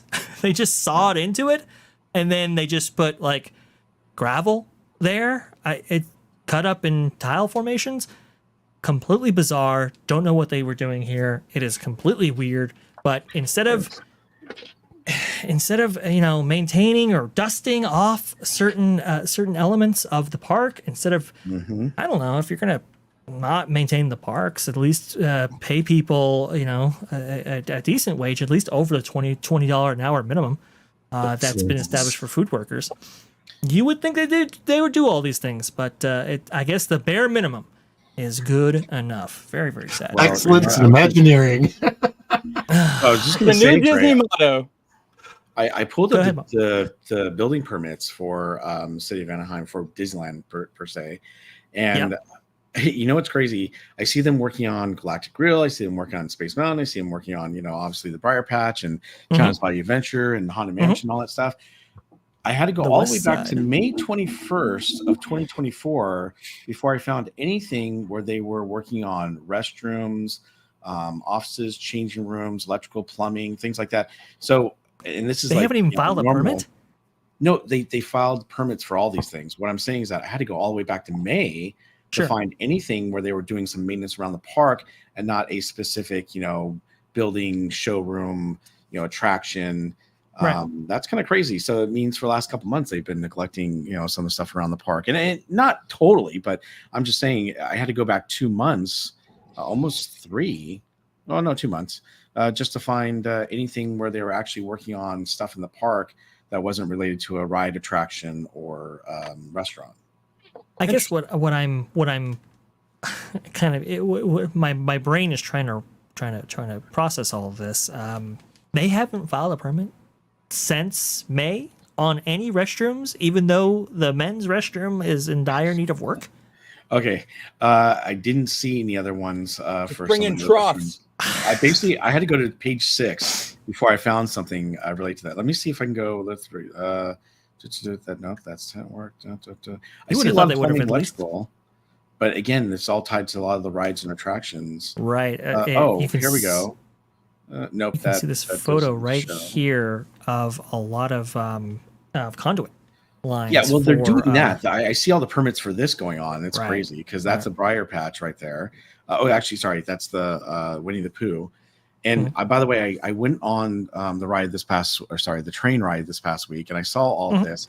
And I looked on the other side, and I tried to get it with my gimbal and my camera, but I couldn't really get it. But the Winnie the Pooh, that whole queue line is kind of tore up, and it looks like it's being redone as well. So they've got a lot of things that they're changing this area. They do. I think I might not have photos on this one. Yeah, you can kind of see a little bit of the Winnie the Pooh queue right there. They're doing a lot of work in this area for sure, but it's like, I guess my feeling on all of this, and you can see the substantial amount of work that they are doing in this area. It's like, okay, great, we're getting a ride that nobody wanted and spending money on things that won't move the needle at all for Disneyland's future. Meanwhile, we have things like this, right? Or we have duct tape on brick pavers, or crumbling fountains, or any of the number of issues that are really plaguing the Disneyland resort, and those things aren't simply being addressed. And it's just like, guys, like, why are we spending? By the way, I don't know if you guys have seen this report out of the Wall Street Journal, but Caroline Reed is suggesting that the Tiana's Bayou adventure is as much as $142 million in order to redo that ride into Splashbound into Tiana's Bayou Adventure. Now, I have it on good authority, Spencer. I don't know if you heard this yet. No. I have it on good authority that they may have spent as much as $200 million in order to convert these attractions. So think about it. That's millions upon millions and millions of dollars that could have gone towards, I don't know, paying cast members, maintaining Disneyland Resort, doing any number of things other than taking away what was the #1 ride at Walt Disney World property. Just saying. That's absolutely bonkers. Because like I say this all the time when I come on here or on any of the other Park Place shows, right? When it comes to theme parks, I am very much on the more casual end compared to you guys. Like, I go to them, I see them, I keep up with your guys' news, but I'm not in the trenches. So at least from like an outsider's perspective, I hear that number and I go, I know there are 7 billion other things that could have been fixed there that you guys needed to update, that you guys needed to add on, and you chose to virtue signal with Nefertiti's backside. Like, it's so, I don't know who's going at this point. I don't even know if there's anybody in charge, or if they just like cut the head off of a chicken and let him run around a room with a bunch of different like options for the day laid out on the ground. Well, green light another Captain America movie. That's great. Golden, we got it. The saddest part to me is how when I go on, and I know you haven't had this experience yet, Bob, right? They don't have it open there. They have it open at Disney World. So I get to go on Tiana's Bayou Adventure.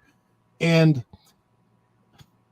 the elements that are within the attraction, every time I see them, I think, this could have made a good attraction. Yeah, that's mine. and it's broken, right? Like his body's stiff, his head's moving. He looks like Stevie Wonder, kind of, with the. No offense to Stevie Wonder or anything. I'm just saying that like that's how it was looking as soon as I saw it. I was like, oh my gosh. Anyhow, my point is Tiana's Bayou Adventure, had it been built as its own brand new attraction, could have been amazing. And they could have kept Splash or even rethemed it to the Great Western Ride or whatever other theming. But boy, every time I see it, every time I'm on it, I'm like, why did you try to shove a square peg in a round hole? It just doesn't fit. That storyline, these animatronics, everything does not fit in this log ride. It makes no sense whatsoever. And it's like, I really do kind of hold out hope that somebody comes to their senses and says, you know what, we do have the animatronics, let's repurpose them and move them, and we'll do. I mean, at this point in time, you almost have to destroy Tiana's Bayou Adventure, the whole mountain, the whole structure, in order to fix it. So I don't know what they're gonna do. But I always thought they should have made Tiana, if they wanted it. Like, I agree with you. They should have added something new or whatever for Tiana and Princess and the Frog. They should have done a restaurant. I don't know why they didn't. It's right there. It's themed perfectly, and everybody would go to it. You could put it right next to Splash Mountain. It would have been a big success. And they decided, put the story, the animatronics, they don't line up. It's so dumb. Well, we do have a restaurant in Disneyland for Tiana. We do have a restaurant. Oh, that's right. Yeah. But hey, you know what? We have an outpost that sells beignets in place of French fries. Yes, that's true. That's true. Yeah, the outpost. That's a funny thing out there. Walt Disney World. It's very different than Disneyland. They didn't opt for Tiana's Palace in Walt Disney World, at least not yet. We'll see what D23 Expo brings, I suppose. But yeah, they did do a restaurant. They re-themed an existing one, which was the French Market, into Tiana's Palace, and there are some touches, but it was kind of like feels a little half-hearted to me. And again, if they would have done just that, I think everybody would have taken that over losing a great attraction like Splash Mountain along with it. This from Blog Mickey right here. Tiana's Bayou Adventure just had its worst day yet as operational reliability struggles continue. We see right here, Tiana's Bayou Adventure, this is so sad, they didn't even reach 60 by the end of the day. Yes, they ended at group 59. Now, to give you some idea of what we're talking about here, you have to be enrolled into a virtual queue to even board the attraction, and they separate every single one of those by boarding groups.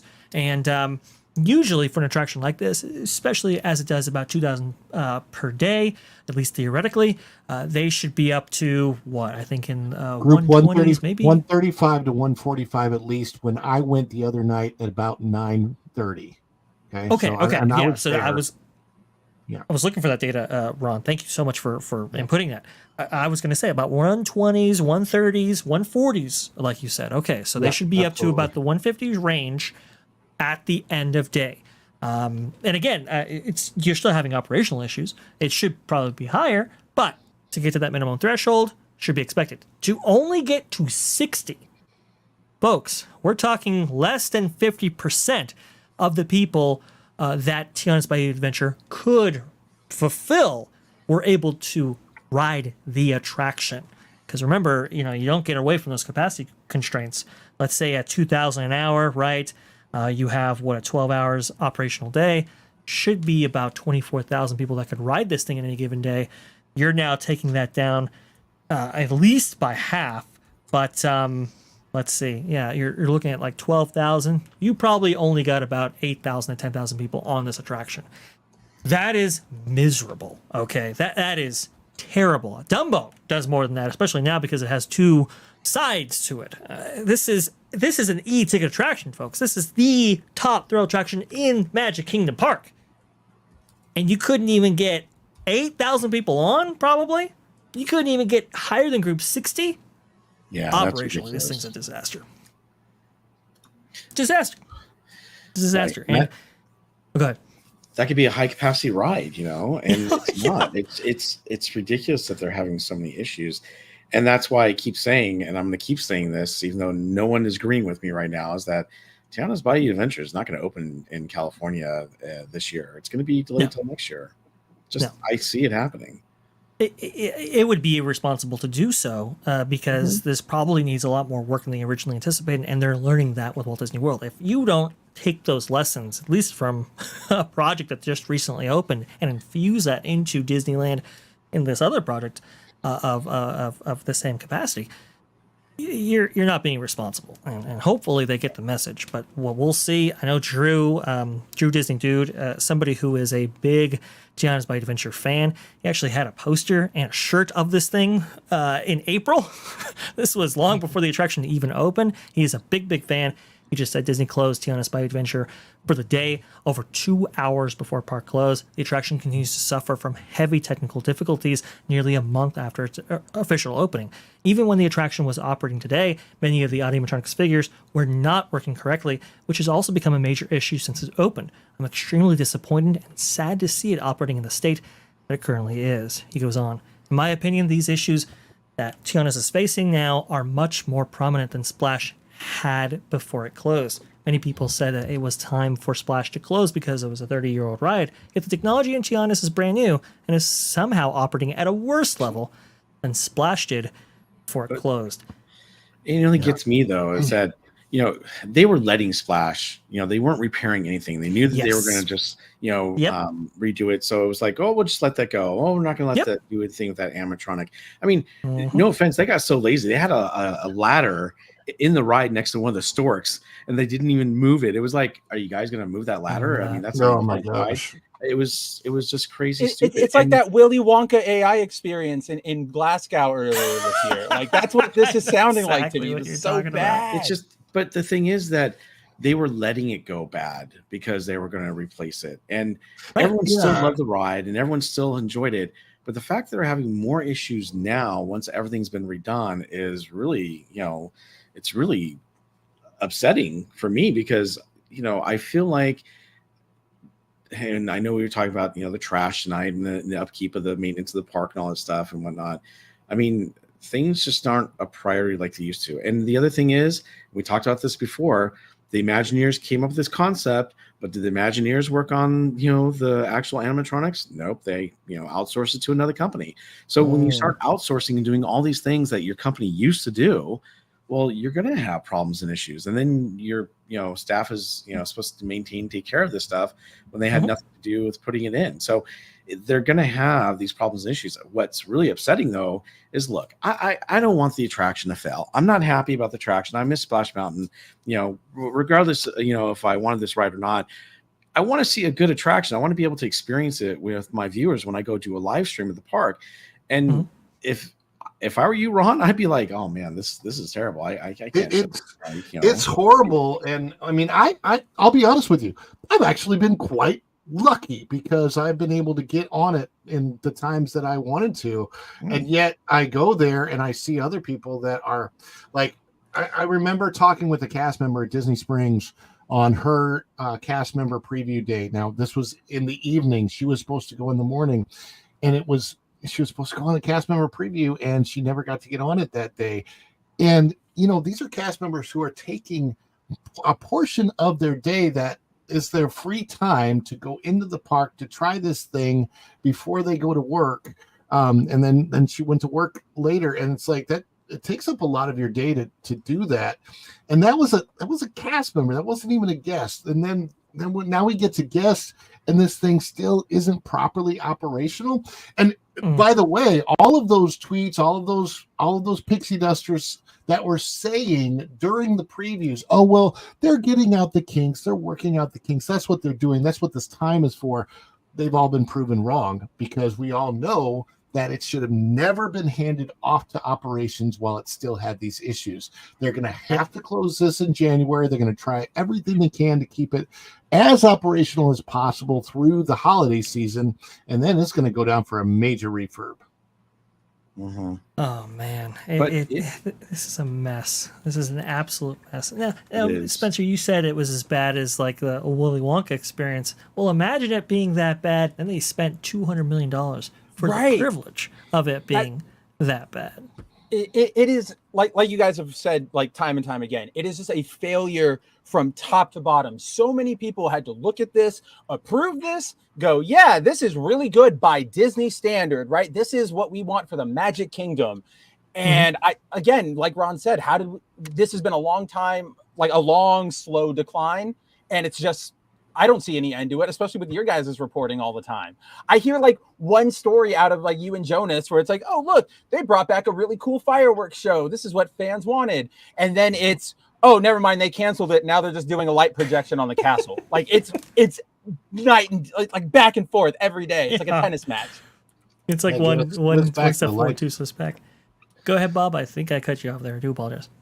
Okay, but am I wrong or not? I thought they outsourced to another company this time for the animatronics. So I wanted to go ahead and clarify that.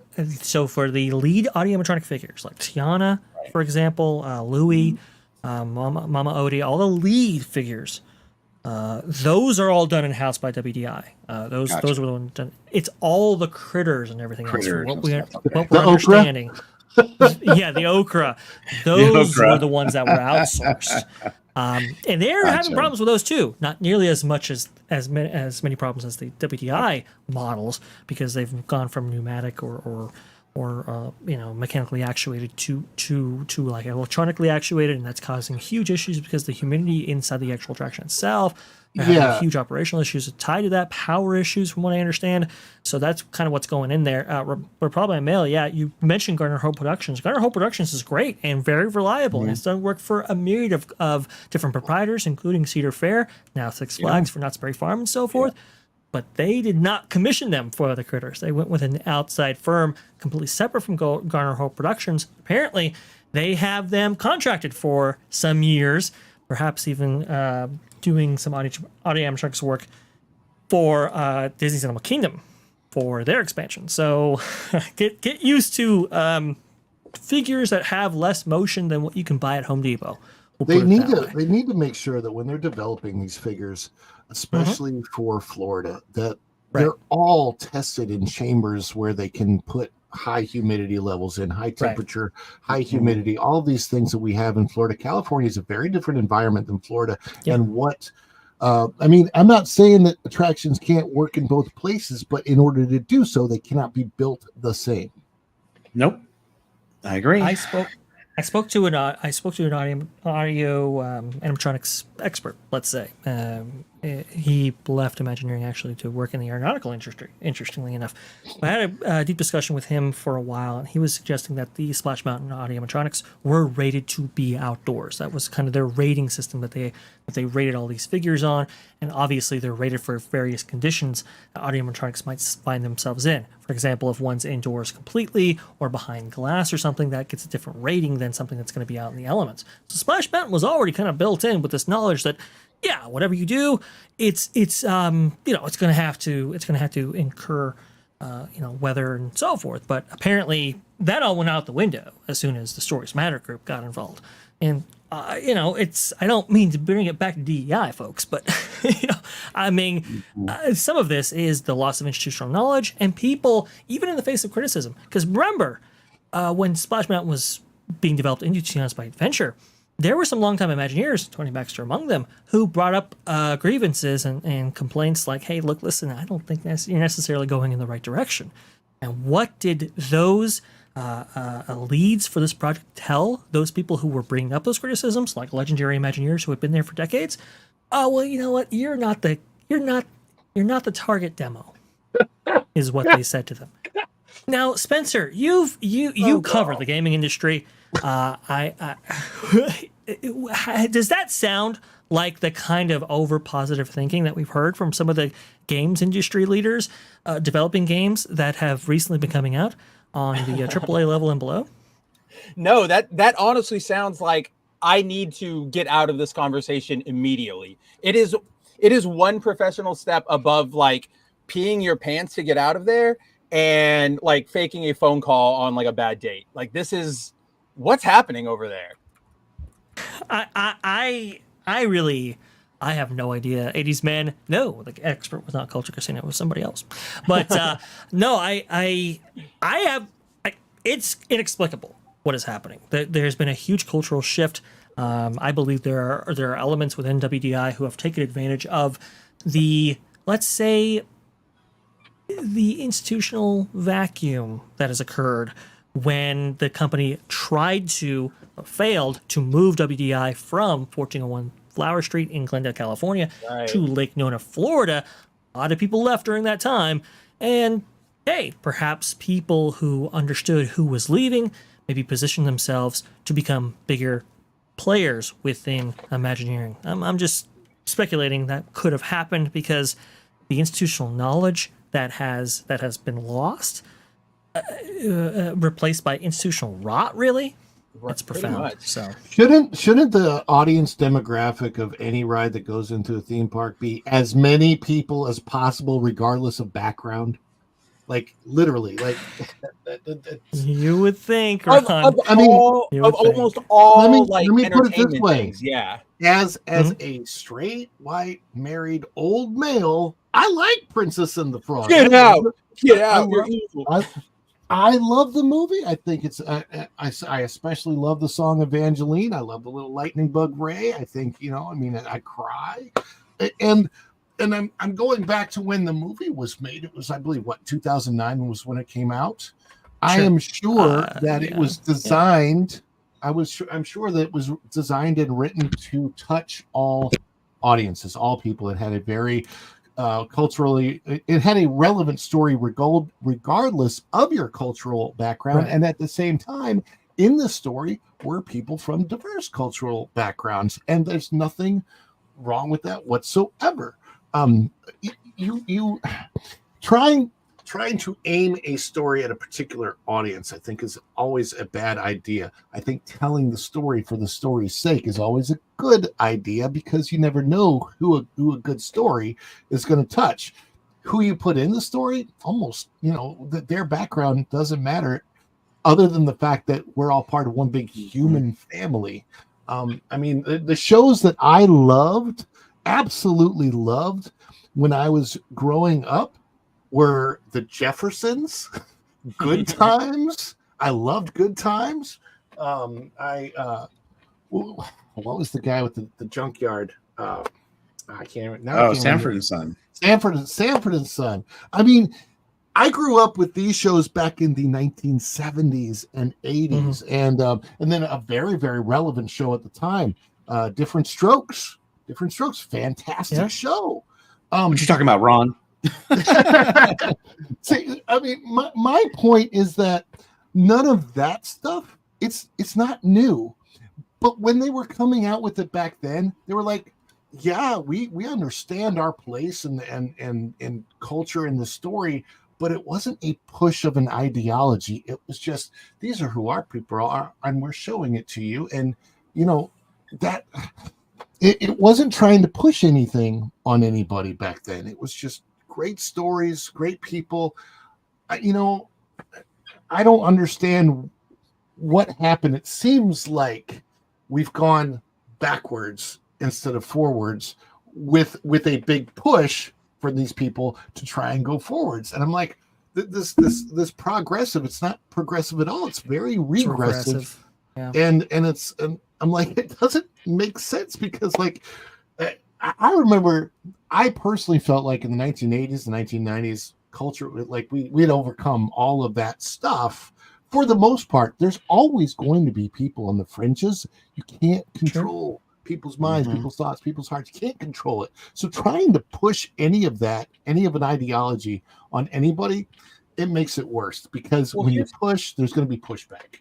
So here's one thing I want to add to that, because you are completely right. But a thing I think that isn't really, that a lot of us in our sphere sort of don't, I wouldn't say ignore, but sort of maybe goes under the radar, is, so with these pushes for diversity, or, we're going to appeal to this specific audience, we're going to appeal to that culture, this blah, blah, blah, right? I like, on paper, going, yes, this is going to be for this specific person. That is sort of a death knell for profits, for how far you can expand for your general audience. What Disney is doing, though, is they're not just saying, we want to appeal to these people, like this demographic with this product. They're going, we're going to appeal to them. And guess what? they essentially take our money, our fandom, our patronage for granted. They go, we're going to do this. You guys will eat it anyway. We don't care about you. We're going to go try and get extra money over here. You can complain all you want. You're going to give us your money anyway. And for like 4 years that worked, but now we don't give them their money. And yet they still are on that. Jonas, or not Jonas, Vash talked or touched upon this way earlier. Like Disney hasn't, they haven't caught up with reality. They are not that big cultural cornerstone they are anymore. People are okay saying goodbye to Disney, to not engaging with Disney. Back in the day, you see a Disney movie poster, you go, oh man, here we go. Nowadays, you go, oh man, here we go. I hope it's good. No, yeah, they were cultural touchstones before, and now that expectation has shifted greatly, which is why when you see something like Deadpool seemingly going to do so well, it's like, wow, that's a refreshing change from pace, because everything has been so. Deadpool will make fun of its own. Deadpool will be making fun of the Fox thing, and then be making fun of Disney, and so,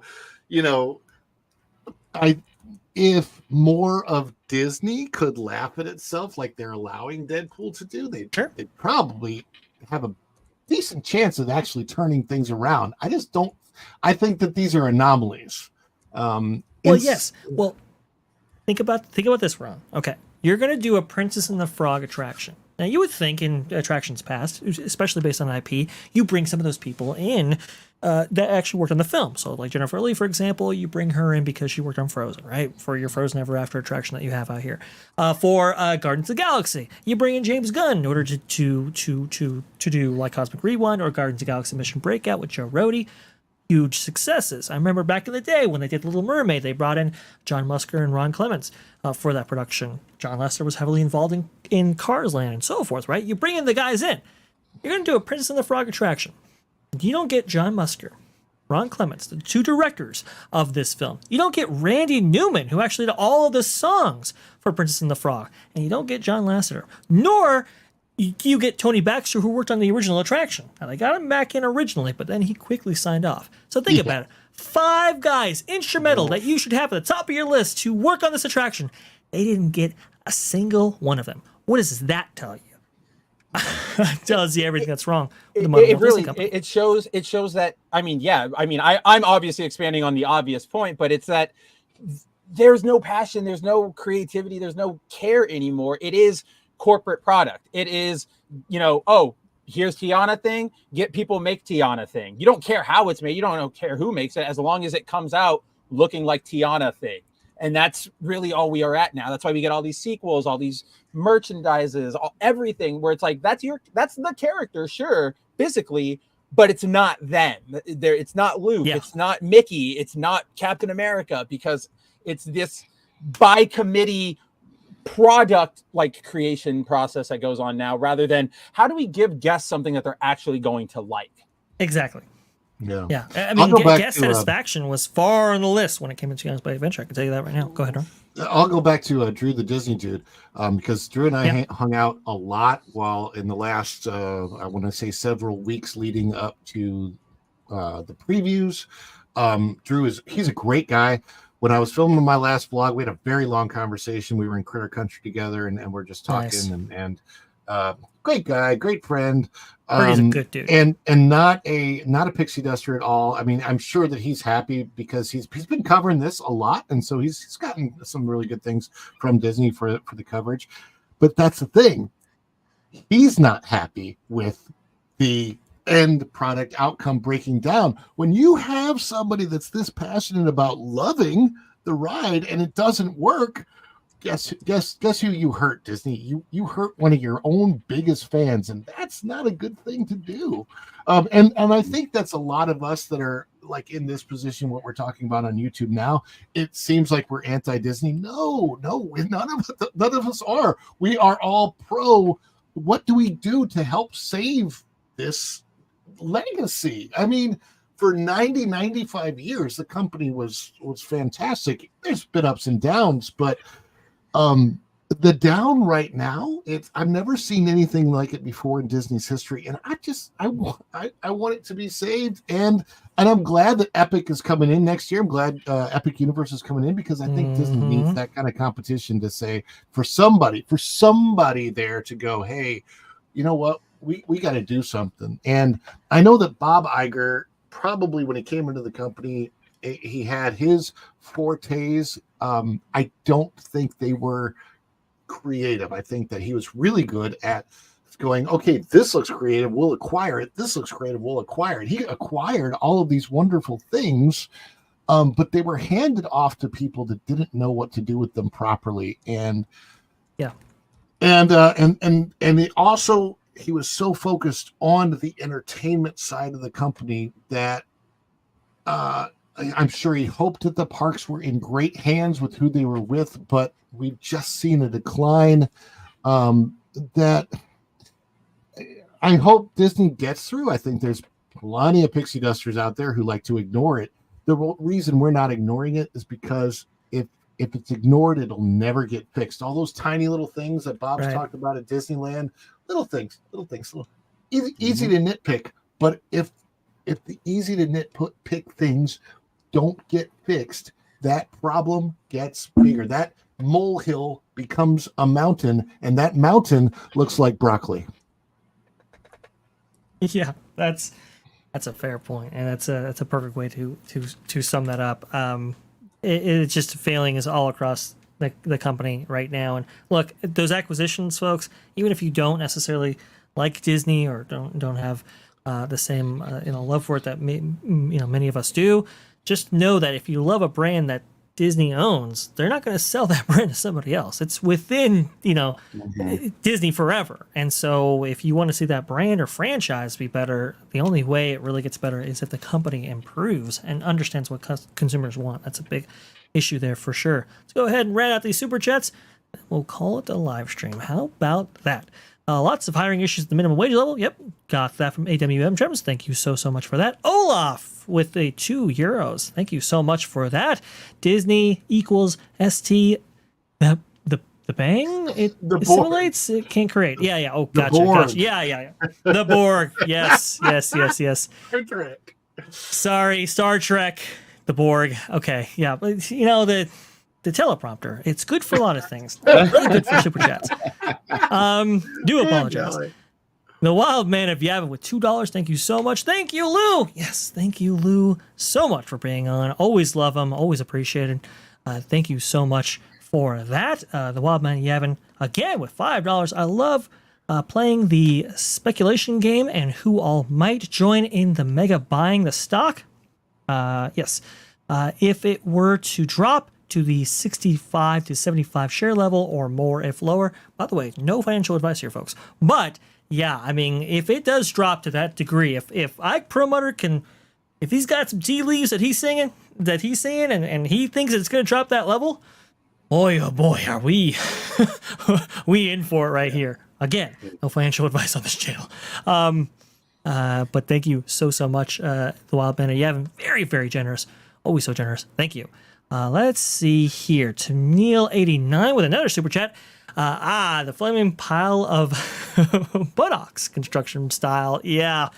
It is terrible. The construction going on at Disneyland, a lot of my favorite areas are being heavily torn up in order to facilitate Tiana's Bayou Adventure at this historic park right here. Not super thrilled about a lot of this, but who knows? Maybe some infrastructural improvements will allow for some things to shine later. Go ahead, Bob.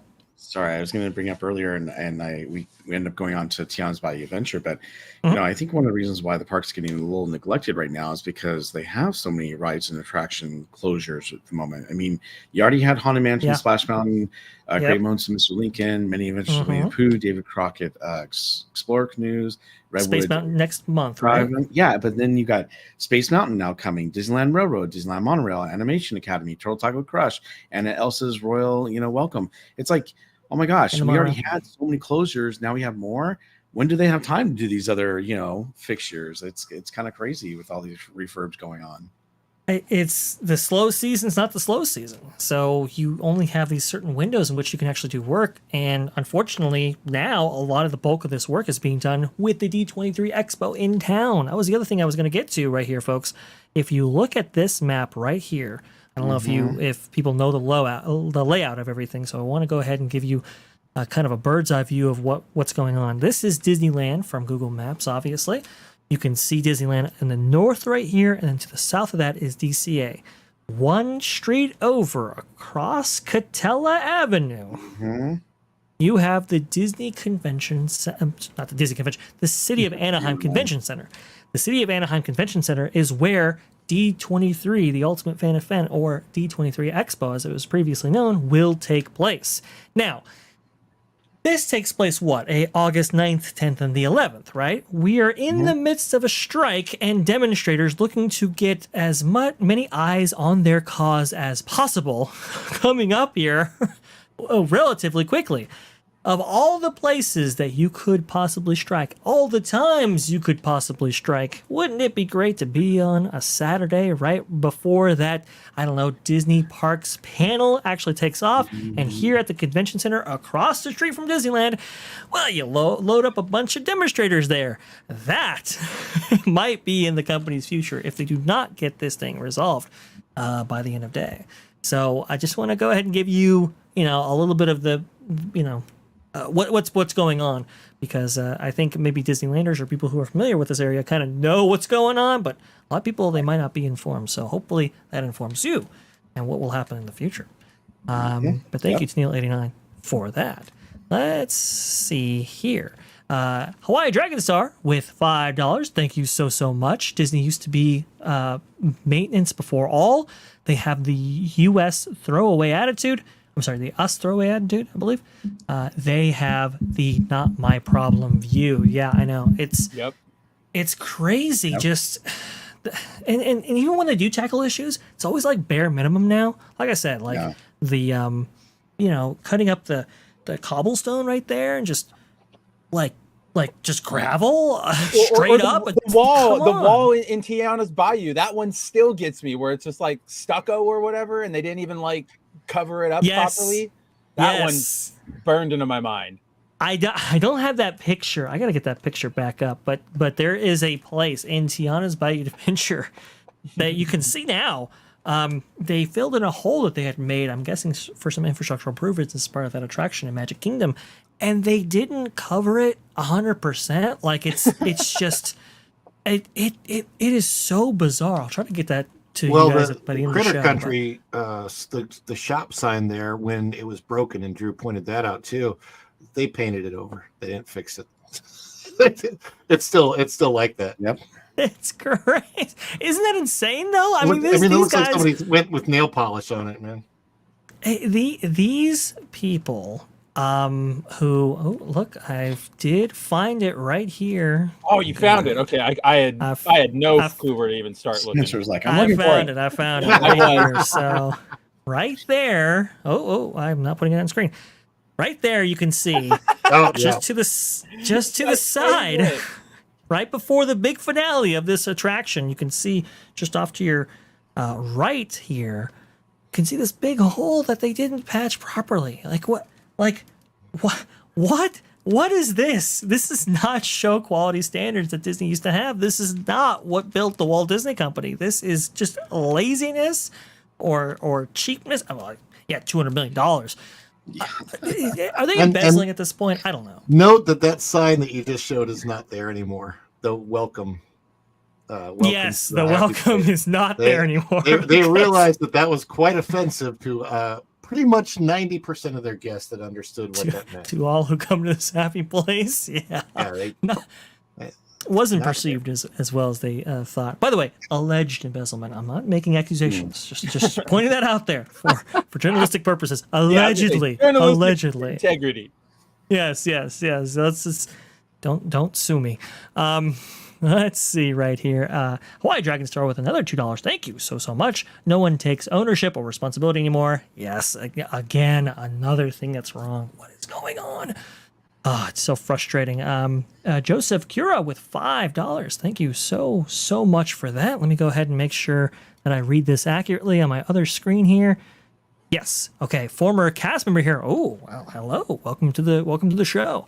I was a cook at Blue Bayou. I got 1 point added to my file for missing a napkin on stage. Cooks work backstage, FYI. Whoa, for missing a napkin.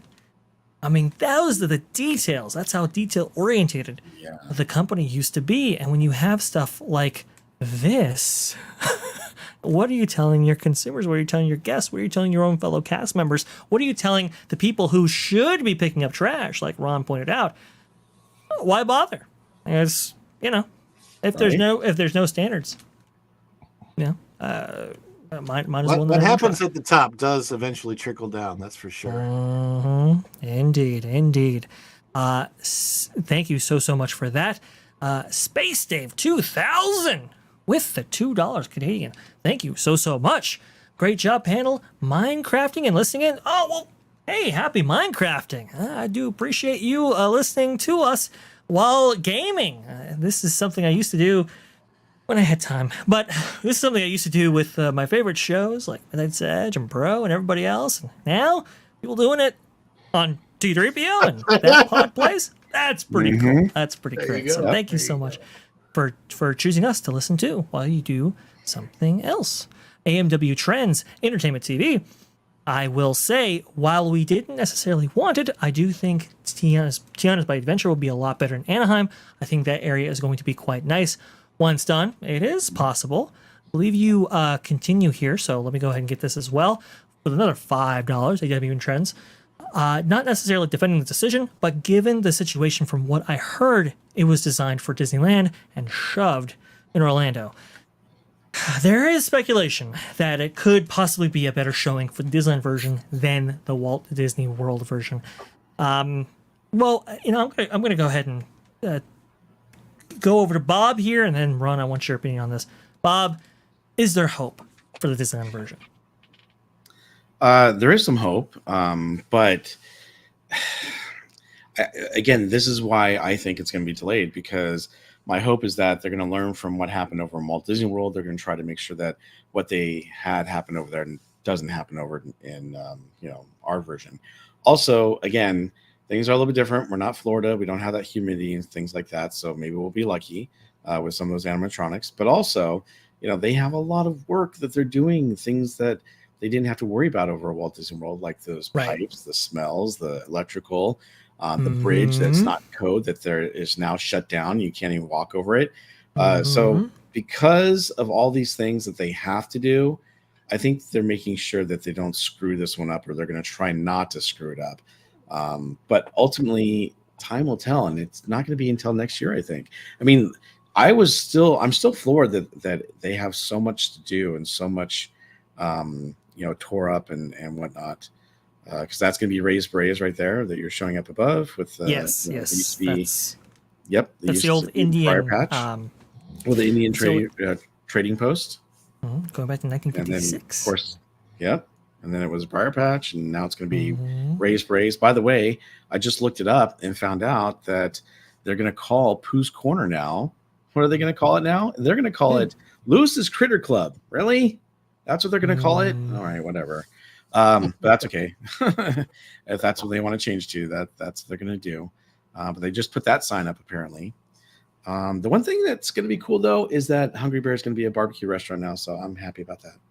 Yes, it's one thing that we didn't quite have enough time for, but indeed they are changing the Hungry Bear restaurant right next door to Hungry Bear Jamboree Barbecue.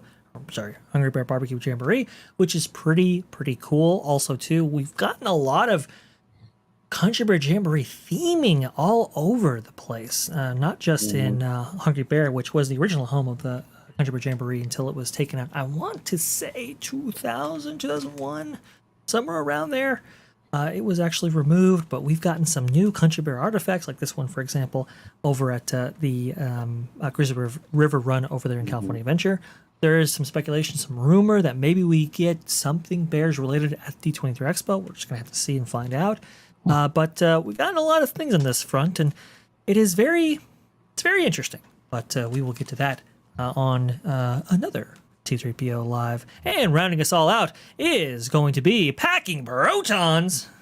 Love to see Packing Protons with $5 on delayed listening, so we'll catch up later. Do you think the selling of stock might signal a hostile takeover? No need to have if you're going to buy. That's interesting. I don't think I don't know if Ike has quite enough capital or enough friends in order to perform a hostile takeover at the company's size it's currently at. You're probably talking about, I want to say anywhere between 150 to 250 billion dollars to actually do that deal. So I'm not sure even if Elon Musk were to get involved, they could even perform such a task. However, the paragraph, the sentence where it was like, hey, I'm getting out now, but if this stock dips any lower, might buy back in with a similar or even more buying power than when he sold. That right there is an indication of maybe something later down the line if it gets to that level. Any comments on that, Bob, Ron? I mean, fingers crossed. Yeah. I would, but it's one of those things where it's like, I just want the right leadership. I really just want the right leadership. I don't think Bob Iger will choose the right leadership to come in and replace him. I have no faith left in Bob Iger after what's happened since he's returned to the company. I believe that Chapek was trying to do some good things, also did some not so good things. True story. But everybody was looking for Iger, to come in and fix everything Chapek broke. And then they realized, it was actually Iger that broke it. So, right. Yeah, I don't know. I don't know that a hostile takeover is even the best way to go. I would like to see a more of a diversity of thought on the board rather than just some superficial stuff. The Bob Iger's hand-picked board. Scared me there for a second, Ron. I was like, where are you going with this? Diversity of thought. It's the most important. Diversity ideas. of thought, yes. Diversity of ideas. The hand-picked board, man. I mean, it's so captured by Bob Iger, and it's just, you're not going to get much change, not until somebody like, I don't know, an outsider comes in. Nelson Peltz was trying to orchestrate that. We'll have to see. Bob, why don't you go ahead and tell us all where we can find you and what you got coming up for us? Sure. So you can find me at BarryPlays28 on all my social media channels. So that's YouTube, TikTok, Facebook, X, and Instagram. Also, I had someone ask earlier in the chat. I mentioned last week on the show that we're still trying to raise money for Chalk, and I am going to raffle off a signed, autographed Bob Gurr Haunted Mansion Omnimover patent. It's actual patent. It's a replica of the patent, but he actually signed it. It's a wet signature, and anyone that donates $50 or more gets put into that raffle. And I'm going to be doing the raffle on Thursday, which is when I'm going to be streaming next at Disneyland because it's my birthday on Thursday. So I'm going to be streaming and doing a birthday stream with my daughter, and you have a chance to win this Haunted Mansion Omnimover patent signed by Bob Gurr if you donate $50 or more. If you can't donate $50, that's fine. If you donate $25 or more, you're going to be entered into a raffle that we're going to be doing next Monday on the Park Streamers Hangout, which is the 29th of July. So you still have a chance to win some sort of Disney memorabilia or some cool swag. And then, if you guys just want to, donate, period, you're more than welcome to. I appreciate it. We're going to be trying to raise more money until August 21st. And again, we've raised basically 13,000. I lost that number. Sorry, $573, I believe. $593. Excuse me. We just got a $20 donation. There we go. So that was good. So thank you for your support. I really appreciate it. Come hang out with me and my daughter on Thursday for my birthday, and everyone who's following me right now and joining me, especially this past weekend. Thank you so much. I really appreciate the support. It's been great having all of you in my chat, and also come hang out with me on Monday at the Park Streamers Hangout. And I appreciate it. Thank you so much, Bob, for delivering some amazing content. Your streams are wonderful. thank you so much. I know you put a lot of work in it, a lot of time into it, and hopefully, our coverage here can give you a little bit of a boost that your channel deserves. Now, Thank Ron, you so much. where can we find you, Ron? Where can we find you? Can we find you in the parks? Can we find you on your YouTube channel? Where you at? Man. First of all, I want to wish Bob a happy 29th birthday. Well, I wish it was 29. A little bit older than that, though. But thank you, Ron. I appreciate forever, man. I wish. Happy birthday coming up. That's awesome. Thank you. Just like Barry Plays 28, Follow the Bradley's Fun is our name on social media pretty much everywhere. So you can find us at Follow the Bradley's Fun on Facebook, Instagram, TikTok, X. I don't think I have. Those are all the main ones that I can think of. Yeah. So and family vlogs. I got a whole thing of all of the Tiana's Bayou adventure stuff. All before it was open, during the previews. Now I wrote it the other night for the first time. On that particular vlog, I have some scenes of writing it at night. I'm actually putting together the full ride through at night. So I'm going to do the POV at night. That's coming up because my last POV during the day, I don't have any of the cue. So I'm going to go ahead and put the cue in this POV. So that'll be on the channel. And then I'm still working on my own cast member stories because how to, and Bob will know this, how to tell stories about when I was a cast member and make sure that it is kosher. Yes. That is the challenge. So I'm just reviewing it. Like, I've noticed that like all the CPs do that now. It's like their thing. Like there's tons of CP videos on YouTube about their stories. And if they're not getting in trouble, okay, I'm just going to tell. Basically, I want to start with my my first day and how I even came to become a cast member in the first place. It was a little bit different for me. So, but yeah, that's what I have coming up on the channel.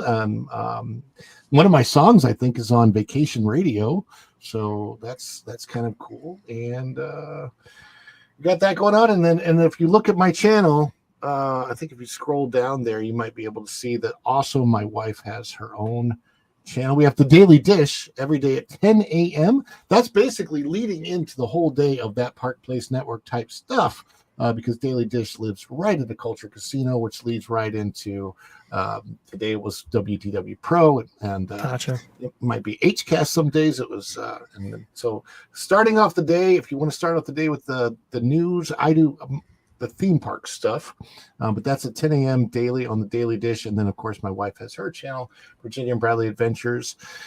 So follow her too, especially in Spanish. If you speak Spanish, she's got you covered.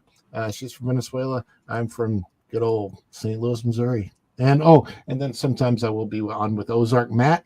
It's not a regular show, but we do a surprise thing.